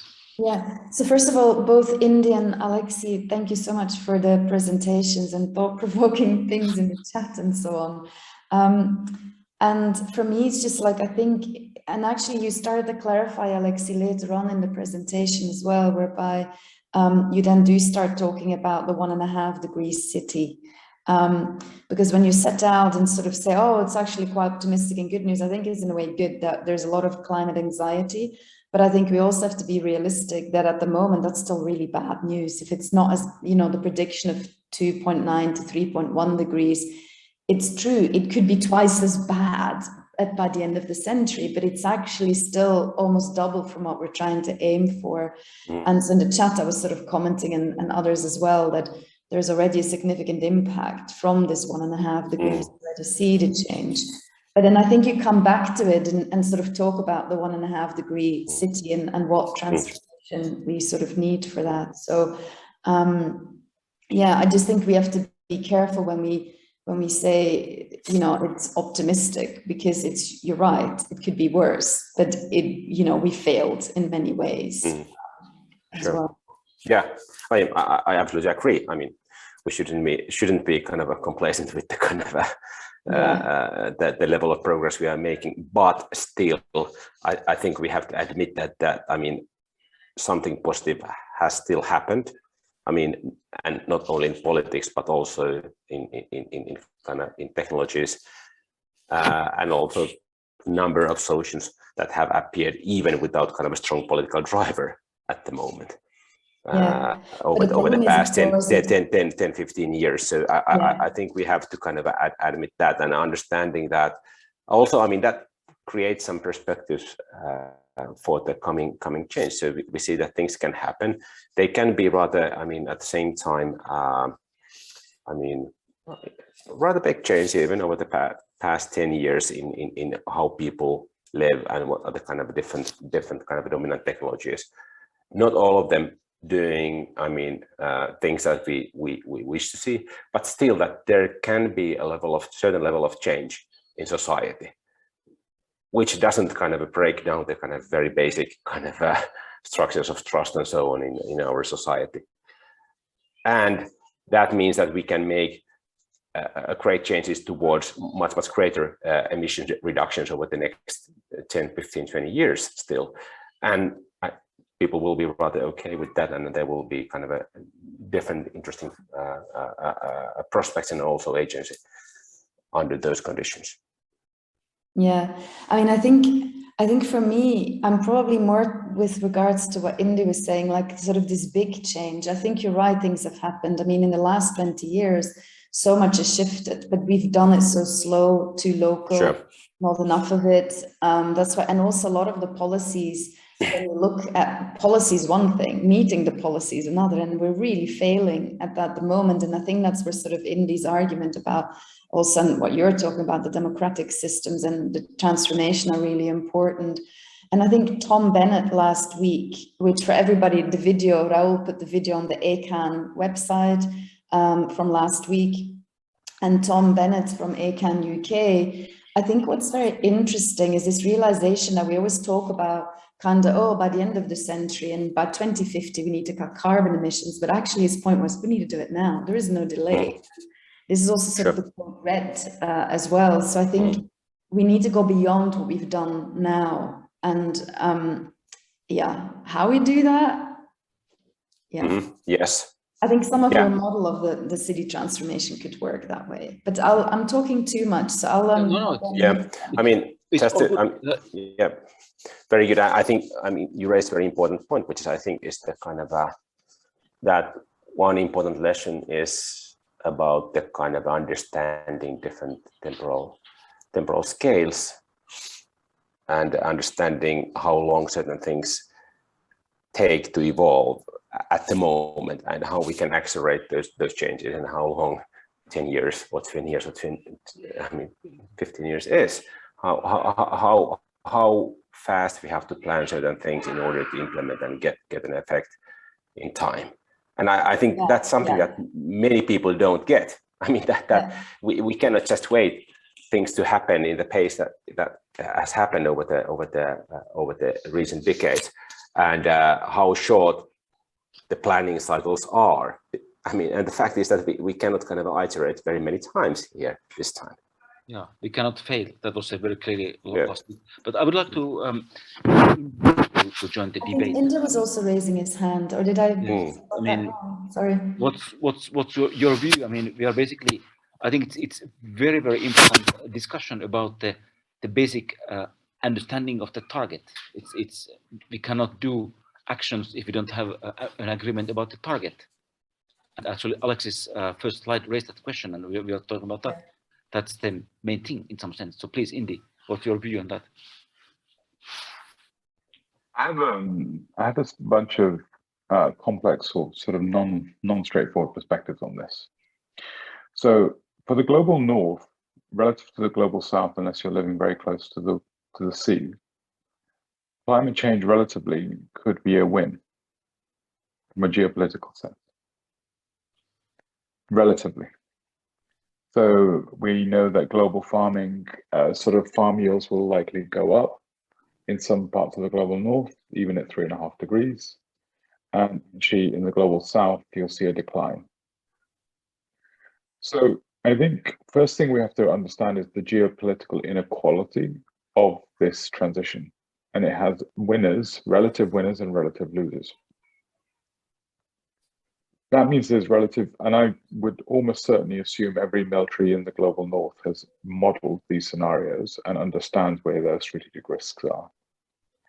Second, I think it's worth recognizing that, you know, Syria was one of the first climate change crises, if you look back at it, because actually it destabilized the agriculture farming landscape, which actually drove the rural urbanization, which then destabilized the urban economies because there was nowhere to do work and other things. Syria was about 3.5, 4 million people that destabilized, kind of transformed Europe and the UK and various other things, right? As a political context. We are talking already with 1.5 degrees, 2 degrees, 250 million people on the move probably by the end of, by 2050. So I think our vision of urbanity is persistent UN camps. That will be the biggest growth of cities. And I think there's just a kind of like, I don't know, I slightly worry that we're not talking truths anymore. We're kind of talking transitions from our comfortable lives where our chocolate becomes vegan chocolate and our car becomes an electric car and our shoes become recycled shoes, and it's all the same. And it's just not like that. I think this is the myth we've been selling industry. And this is a myth industry wants to sell us. And actually the destabilization and the non-linearity of that is significant. I don't think our nature of our cities, which have been fundamentally, I think we need to have a more honest conversation about the nature of our cities. Our cities are a function largely of a carbon economy, which I think is fundamentally under challenge. They've gone from centralized around cities of production, cities of consumption. Our theory of consumption and, you know, what's orchestrating our cities is aggregative theories of consumption. They're gone. COVID killed it, accelerated the death at a rapid rate. Yet we somehow have a romance about urban planning and this kind of, there is no skyscraper left. We're talking about post-managerial cities. Skyscrapers are the derelict factories of the 21st century. So a theory of value is different. And I think, I don't know, I'm sort of a little bit more, I feel like we've all drank the Kool-Aid of 20th late urban renaissance of cappuccino urbanism with a kind of balloon and a child and a coffee and walking down, having a nice coffee shop with high-rise urbanism. High-rise urbanism doesn't get us to carbon zero. It just doesn't for lots of different reasons.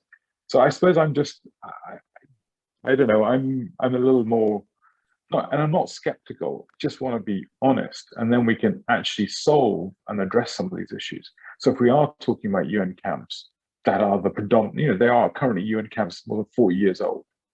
That's basically a city. If we are talking about a whole next generation of cities, then we have to talk about a next generation of UN cities that are designed intentionally, recognizing these risks and reimagining those cities. We're going to talk about large-scale cities having to be transformed as a result of actually all sorts of other risks.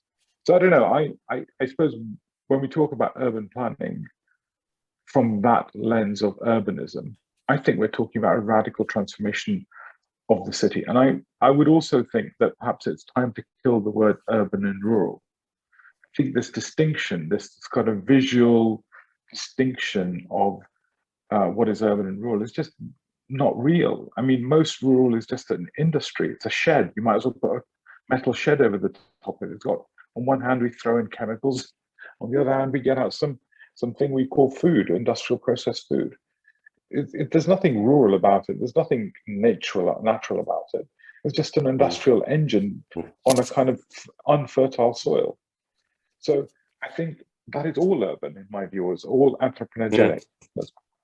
We're living in anthropogenic landscapes, and some are different and variant, but they all sit within the context of an anthropogenic landscape. And I think we have to start to think about new language of what is life and what is. And I think if we're talking about it, rewilding the city is, I think, really close to where we end up having to go.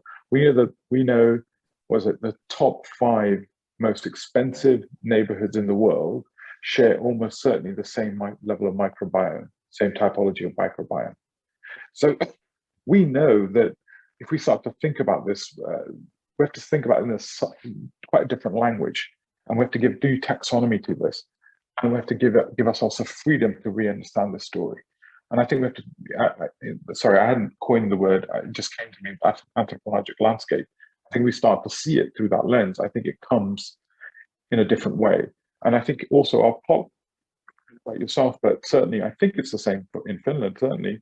But the politics of urban-rural have now become a massive divide, because actually we in the UK, London is considered to be a no-no. Actually, so we are now living in a new politics, and that's about London reintegrating its metabolic flows into that wider anthropologic landscape. No, I suppose if I was to comment on that, I think we have to comment on it through that. That's how I would engage that conversation. I think there's work to be done, and I think there's a more radical transformation of our cities at the center of it. Quite a lot of people agreeing in yes, that. yeah, absolutely. This is definitely true. Yeah. Looking at them, chat. There's some questions. Sorry about a bit noise here behind me. Yeah, there are questions about democracy. There are questions about the process dimensions of planning, but maybe we can leave those to a bit later, maybe. Yeah. Is anyone having a question in mind? If not, I can just take the floor for literally for 5 minutes. I will keep my talk really very short today, and then we can continue. Sophie, please. Yes. No, I just want to reiterate that I think, Indy, your point about language is very important. And of course, most of us here today are using English as a second language as well. So our apologies for some of that. But I think it is very important how we frame in that sense with the language, and that you talk about this more radical transformation, not just, as you said, shoes become slightly better shoes and materials are slightly better. It's something really wrong with our exploitative and extractive nature of doing things, and that we seem to be okay with that. So the idea that we're pretending to everybody that we can keep living the way we are, we could have done that if we'd been more careful 30, 40 years ago. It's too late for that. But I also don't think it's a negative thing. It's about different values and doing things in a different way that can actually be much more exciting. And I think Alexi also showed some of that. And I do think that that's a really honest way of looking at it, rather than pretending we can do this by just cleaning up our act and doing everything with solar power. Exactly. It's more fundamental. No, I agree, and I think when you start to look at the, firstly, we've designed the economy through a singular lens. And if you were to say, almost certainly our economy is going to become increasingly intangible and immaterialized. So a large proportion of our economy will be an immaterial, intangible economy. And then we say, actually, our material economy is almost certainly going to have to become more biomaterial. And it's almost certainly going to become high velocity circular biomaterial. So it's the velocity of that capacity is going to be critical. And that's going to be where value will lie, and intangible. And then there will be a what I'd call a rare earths or a rare minerals economy, which will be part of a global chain. And now all three economies require different theories of governance, and they're not all the same. So a high velocity circular economy is quite different to an intangible infinite economy, and is quite different from a rare earths maintained economy, because it has actually some lock-ins in it. Whilst we also recognize all these economies are interdependent, they're linked to each other. So there is no such thing as a pure internet economy without the rare earths economy. But these linkages have to be really well considered. So I think we have to design our economy, and all of our economy right now is designed from a theory of material input, material output, and no theory of waste, right? And no theory of input, really. Whereas actually all of these three economies I've outlined have fundamentally different characteristics. So you're absolutely right. I think as we get into the details of this requires real structural intervention and imagination of where is value, and thereby a new theory of what it means to live beautifully. So if intangible value is more socially recognized and is put on our accounting balance sheet, so 80% of the value of a company, 70 to 80% of the value is intangible. So we know this is already happening, but I think when we start to shift it in our human values, I think that also becomes, we recognize different value, we see wealth differently, etc. So I think this isn't a bad news story, or it's terrible news, but it isn't all death, doom and gloom. I think there's a new transition possible with a new quality of life at the end of it, but it requires concerted effort. Yeah, it's a new way of living. And just very quickly to everybody, I put a link in. Unfortunately, I do think it was to Amazon because it was a media thing I could find. But it's The New North by Lawrence Smith is a really good book. And it particularly looks actually at the Nordic region, for those of you in the Nordic region, including also Canada and Siberia. And it also actually covers how some of the countries, or most of them, haven't been very good with the indigenous population, but it really talks in detail about the climatic impacts, even for northern countries, and what the pluses are and the negatives are. And one of the things that is really quite significant, picking up also on some of the things that were previously talked about, and also in this comment about migration, is that a lot of people in the Mediterranean region will become actually too hot to live in this century. And a lot of migration will end up going more north, that then creates other potential conflict, but also actually food. So while we might produce a bit more food in the Nordic region, the problem is we will never be able to offset what is currently produced, the grain belt along the Mediterranean in Italy, for example. And so there's actually real big impacts, even if it's positive locally as a kind of connecting system, it's quite problematic. But I do recommend looking at that book. Yeah. Just one thing I'd build on that you're right about the transitions, but the real risk is that, about 1.5 to 2 degrees, about 1.7 degrees, our existing grain belts all start to fail. There's a high risk of failure. The fact is, it won't be a smooth transition. And it's not like we go, here's the grain belt and here's the new one, and it happens nicely. It's going to take time, and it'll evolve. And that gap is where you get all your crises. In 2008, we had 60 riots across the city as food grain went up, like price of onions went up. 60 cities, riots around the world.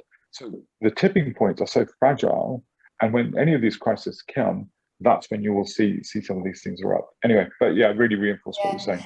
And also at the moment, we're already at 1.2 degrees Celsius rise globally, but of course, and locally, that's already higher in Finland. So it's also very difficult for these, where the failures might happen, to predict some of that and these impacts, and they're happening a lot faster than expected. But handing over to Panu now. No, it's good discussion. Let's continue. In them earlier moment of our chat, somebody was asking about demography, and I think this is a good moment. I mean, we discussed about Mediterranean, Syria, some areas becoming maybe too hot. And Indy, you brought this very interesting notion that's new to me, UN cities, maybe 1 billion, kind of maybe, yeah, 10%, 12% of global population needing rehousing. Okay, that's something I didn't think before, to be honest. So that's a new thing to me. But there's a question earlier, and I can't now, it's so long chat, who was putting that question, but it was about population. In your talk, you said that actually we are already in degrowth, and growth is only because of population growth. But maybe that quite tough, and it goes to the core of humanism, how many people the planet can stand and so forth. So maybe that could be a bit open now in this moment. Could I quickly, because Dalia had her hand up, but then on population growth, I think it is also controversial because it all depends on how we live. Absolutely. So it depends on how extractive and exploitative we live. If we all live as we do in Europe, then we have a problem. Yes, absolutely. Yeah, but Dalia, you had your virtual hand raised at some point. If you wanted to. Yeah, I also put it. Can you hear me? Because I'm in a very public. I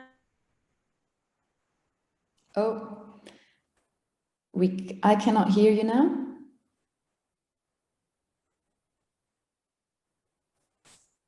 Dalia? That you might know that can inspire us. Yeah. We missed a lot of that. Okay, then yeah, my connection is not good. So, but I put my question in the chat. So the question is to Indy, are there any examples where radical transformations have happened already? Democratic, social, spatial. Do we have an example of the big change? I think there's hundreds in history. And literally, I would say that let's start with the American Revolution, and the idea of how actually America was born is a revolutionary idea of transformation. If you look at what happened in Denmark when it rebooted itself, if you look at the Scandic transformations or the Nordic transformations, actually they were an incredible transformation of being some of the poorest nations in the world, literally the world, to being one of the wealthiest nations in the world. And that happened over a less than a 50-year period. It was extraordinary what was done. You can look at the rise of places like South Korea and its transformation. You can look at post-war reform in Italy in the 1950s, with the role of the Marshall Fund and various other things. If you look at, like I was saying, 1833, the abolishment of slavery, I think we've done extraordinary transformations which have cascading effects on landscapes and theories of value across the world. I mean, even the 1950s and the distribution of Detroit, which was Detroit produced 50% of the world's arsenal, and it was driven by the military that after World War II, they did not want 50% of the world's arsenal being produced in one location. So they forced the distribution of that manufacturing capability of Detroit. That drove a whole talent distribution to places like, that was also the birthplace of reason where sort of the internet was being conceived, because actually they had to think about the distributed capacities of organizing. But that also was the reason why actually the passover happened to places like California and other things. So we have done large-scale socioeconomic geographic shifts. And I also think whilst we've done them, that's not to say that we have done this, what we're about to do. I think this is an equivalent of a shift of the equivalence of how Newton, Cartesian thinking, it's almost a reframe in how we saw fundamentals of our world. So Cartesian logics and Newtonian logics gave birth to the private company and theories of separation. All these things are linked ideas that have been the centerpiece of the last 400, 500 years of innovation, conception, organizing. These are all changing. And so I think, so you have to look at a 400-year, 500-year revolution of conception. And I think this is what we constantly get locked into tinkering within current forms of value, rather than actually seeing the scale of it. So yes, we've done it. Yes, the scale is that 400, 500 years scale of transformation, not 20-year scale, not 100-year scale of transformation. It's a different scale.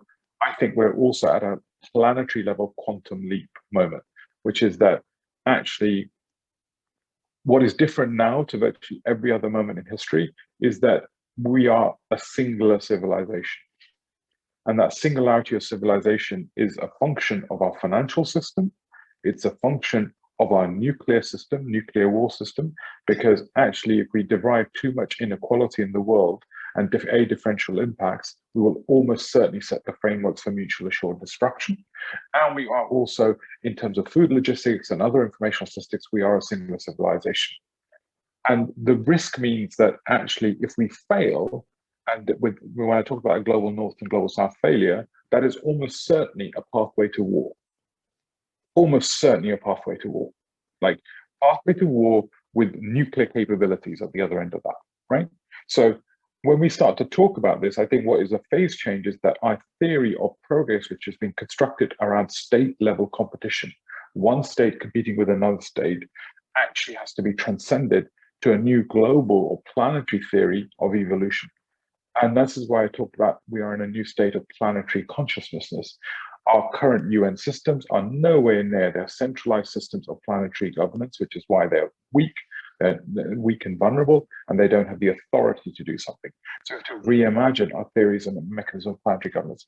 So on one hand, yes, we've done extraordinary things at scale. Second thing is this is a kind of paradigm shift in how we conceive the world.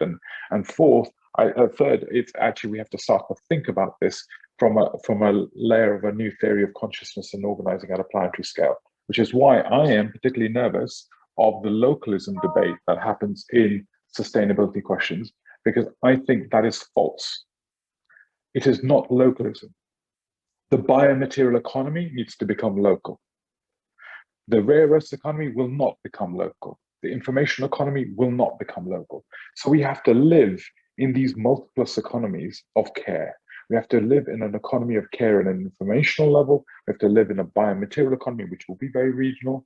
And we have to live in a rare earths economy, which is also global.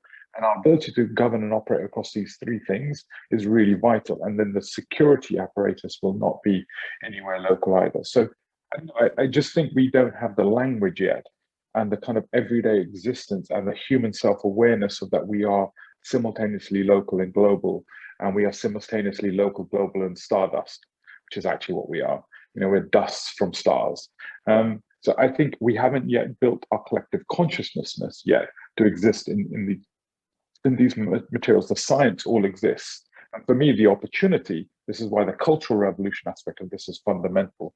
And I would say every one of these big 400-year revolutions are actually perceptions and shifts in culture.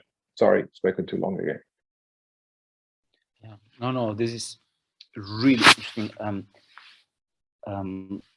We had already a bit discussion of state, and you indeed had an idea that it's good if we go away to let's say multiple actors state, kind of cut in smaller pieces, having their own funding, their own democracy, and obviously cities, at least in Europe, also United States, they are also quite strong democratic communities.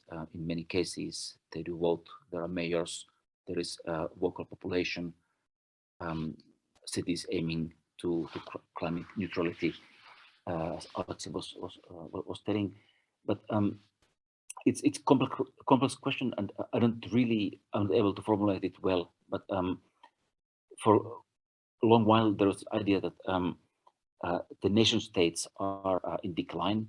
Okay, we are building EU, and at the same time, at least big cities grow and they become very important. And of course, then cities network. So there is an urban network of economic, social, cultural, and also let's say political, in political sense, also with formalized urban networks. It's, I said, I don't really have a question, but I would like to ask actually all of you to comment on that, let's say, emerging global governance. And also there is this notion of from many to many that indeed we brought for a couple of times. We do understand that in small scale sharing economy, car sharing, time banks, like that, we look at the global governance, global way to organize. I mean, I think there are some quite big open questions in that.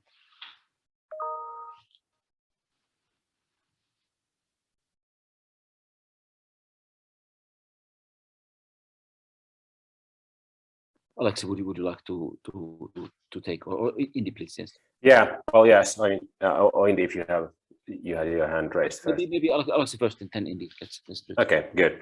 So I mean, one of the explanations why cities are growing their importance and why city networks overall are raising the importance is partly kind of a consequence of the weakness of nation states, that they cannot handle certain things and they are incapable of creating global agreements on climate mitigation. So that has created space for cities. And on the other hand, other explanation has been the kind of course, the economic one. That I mean, the current the development favoring kind of a industrial economy driven solutions for climate change is something which also favors cities as a kind of a places where you can kind of showcase these new kind of a market-driven climate solutions and create more agile collaboration between corporations and public sector. So that's of course it's kind of difficult to say whether the kind of city networks are a kind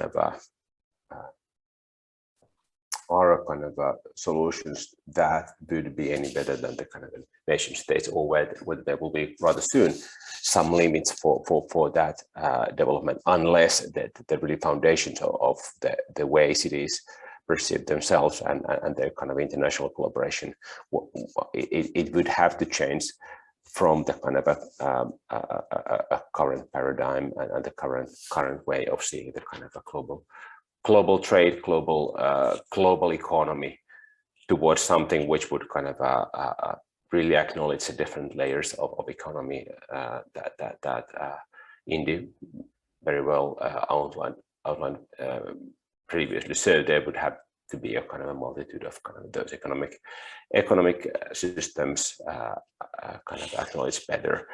And overall, I think we one of the challenges, or the major challenge, is really the question of how we kind of perceive still the nation states as something competing on the kind of a rather traditional economy, or kind of having the kind of a still rather kind of a material or tangible goods based understanding of economy, and also how to kind of deliver welfare while they are no longer such powers, economic powers as they used to be. And I mean, this is still, I mean, too frightening of a question for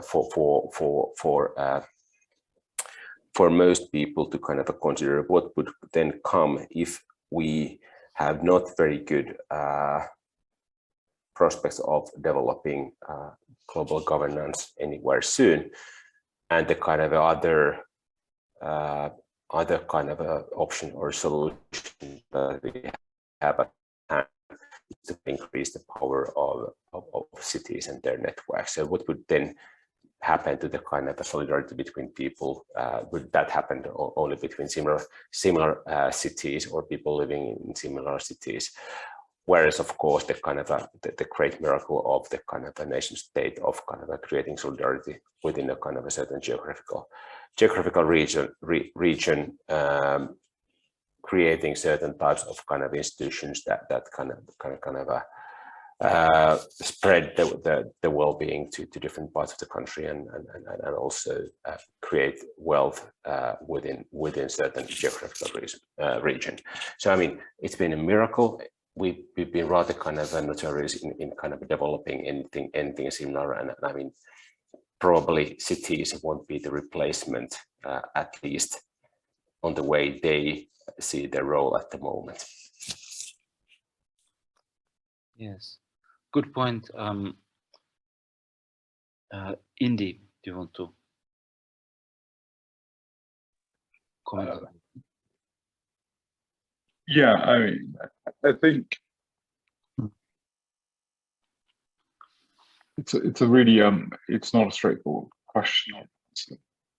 I think for me, this is why I was saying that I think the change from seeing the nation state as a boundary to seeing the nation state as a metabolic flow is a really critical one, and the same applies to cities. So when you change your theory of what is your jurisdiction to being looking at the flows rather than the boundaries, you change, I think, quite a structural idea of where this stuff happens. Now, so that's one dimension. Second dimension is pretty much like what I worry about is that I think where cities can construct legitimacy, the reality is our fiscal systems are massively centralized. So COVID has centralized agency of change at the hand of the nation state, because certainly from currency sovereign economies, that is where your fiscal capacity is. It just doesn't exist at the city scale to drive the transformation, which means that you've got a centralized agency of power now emerging in the state, which is quite different. And actually, while cities are relevant, they just don't have fiscal capacity, autonomy to be able to drive stuff. So then I think the other part is that I think the anti-urban economy is, I think, also an anti-urban politics rising in the US, and kind of in a way we're in a kind of new political landscape of urban-rural wars. And I think that the urban-rural political war is also a significant issue in where the power of cities lies in nation states. So I think the other thing is that most change is very few economies, maybe Germany, China, have the power to create markets. So what we also then have is, I think, coalitions emerging and I think we'll have lots of, like, the Wellbeing Alliance as a coalition of transformation. And I think transnational alliances for transition around market dynamics and sort of is going to be a key part of that. I also believe that transnational innovation is going to be a bigger issue in terms of managing core common integrated goods. So I think this transition isn't about, for me, cities, non-cities, or I think it's about shifts in frames of how we perceive things, from being bounded to being relational. It's about fundamental shifts in building the distributed sovereignty of, I would say, able capital production capabilities. It's about recognizing these hybrid new relationships that are going to emerge. Like, I would love to do a project on some transnational innovation or transnational governance of common goods, C's in the middle of multi agents, and how do we revive those commons? And I think those are going to be really interesting. So I don't have a straightforward answer to this, but I suppose what I want to lay out is that there's a plurality of it. But I do recognize, I think there is a new political economy to the age where we turn around and said the mayors have all the power. I think that isn't true anymore. The macro politics doesn't exist there. And also, I don't think they have the fiscal capacity to deal with it. I think cities are going to be carrying large scale of the liabilities right now as the rich evaporate from cities and move to sort of towns and places around it. So, I think we may have seen, that's where I think a more integrated version of change is necessary. I think we're going to have to look at cities combining with local regions to build trans-regional capacities for change and more integrated formats, which actually look at the anthropogenic landscape as a whole, rather than trying to deal with it in segmented formats, especially to create viable bioregional economies is not going to be done in cities alone. So anyway, those are just some dimensions, I think, that require us to shift our frames. Okay, good. Thanks a lot. If it's okay, I just actually show 2 slides. I have no presentation, but I would like to just bring one small element more to our discussion today, and then I think we can still continue and gradually wrap up our day. last time we finished around here, so we discussed a bit new agenda for planning and those idea that instead of some kind of big overarching scheme or project, we should rethink all planning projects. And I think what India has been saying today many times, that we should break the urban-rural, for example. I mean, we cannot think that planning is putting more buildings somewhere. It's not city making. It's quite wrong conception maybe. I agree. Any planning project, any change, any intervention should make the environment more socially inclusive and attractive, and then at the same time you should take in account nature, those actors who are not having voice in the human processes. And I also like this anthropogenic landscape. There is some work in Newcastle, for example, in a similar direction, really seeing the actual, very material global impact of humankind and our processes. But this kind of thing was there. And then just one additional thing for today. This is very old slide I've been using many times, but basically some established writers putting them together. Henri Lefebvre, Anthony Giddens, Mark Gardiner. One way to look at this, everything that needs to change might be here. We have the social structures, economy, for example, law. We have institutions, ministries, the global financial system, the role MF, United Nations, what was mentioned today. As humankind, we are building institutions, and then those give agency to individuals and groups, and then we can conceptualize the change or no change, so that this structural level leads is formalized institutions, agency, and then something happens in urban and rural realities on Earth, making shaping our lives, influence. It's very, very correct saying. And I think today we heard quite interesting new ideas about that. So I think, to me at the moment, and this is really a just a proposal from today, we are having very, very big questions about the structural level, rethinking money and changing capitalism. I think that came quite clearly today. On institutional level, redefining the frames and aims of what we do, and I think the notion of distributed or decentralized wealth, for example, is very interesting on the institutional level. Also, the notion of humble governance that Alexi brought. I think it's interesting. Instead of some kind of top-down or participatory, there is a new innovation on how we institutionalize that.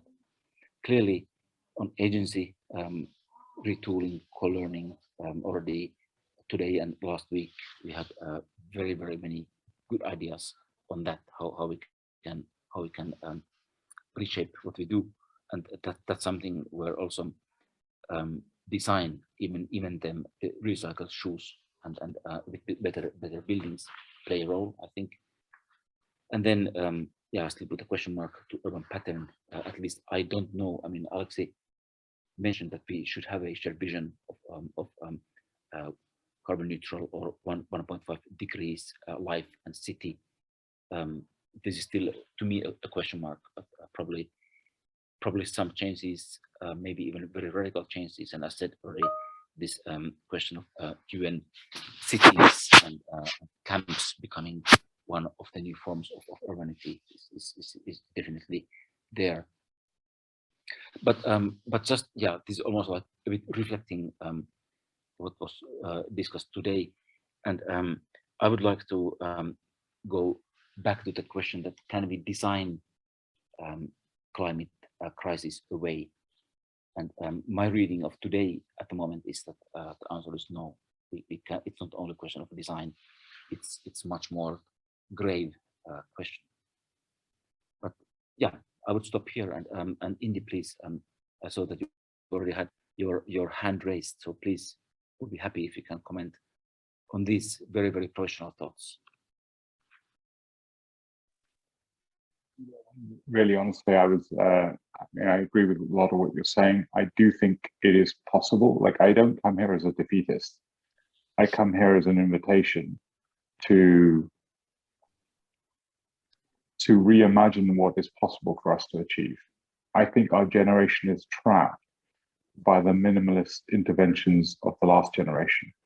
And we need to be inspired by historic generations who have done extraordinary things in the transformation of society. And I think it is an obligation for us to think much bigger and in radical different ways. Constitutions are not natural law.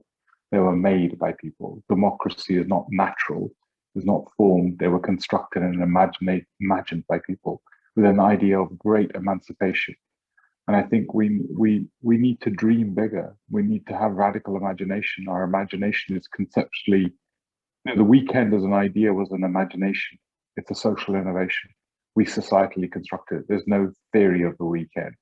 There's no inherent, and I think we need to give ourselves space to imagine much bigger, beyond the kind of imagination of technical cars and flying cars. And I don't think we've done that. I think there is also a great revolution. I mean, people like Thomas Bjorkman in a development goals revolution that's going on. People are starting to see a much bigger theory of change. And what I would say is, and my last point on kind of in a way, I worry that our imagination of cities is entrapped. I think we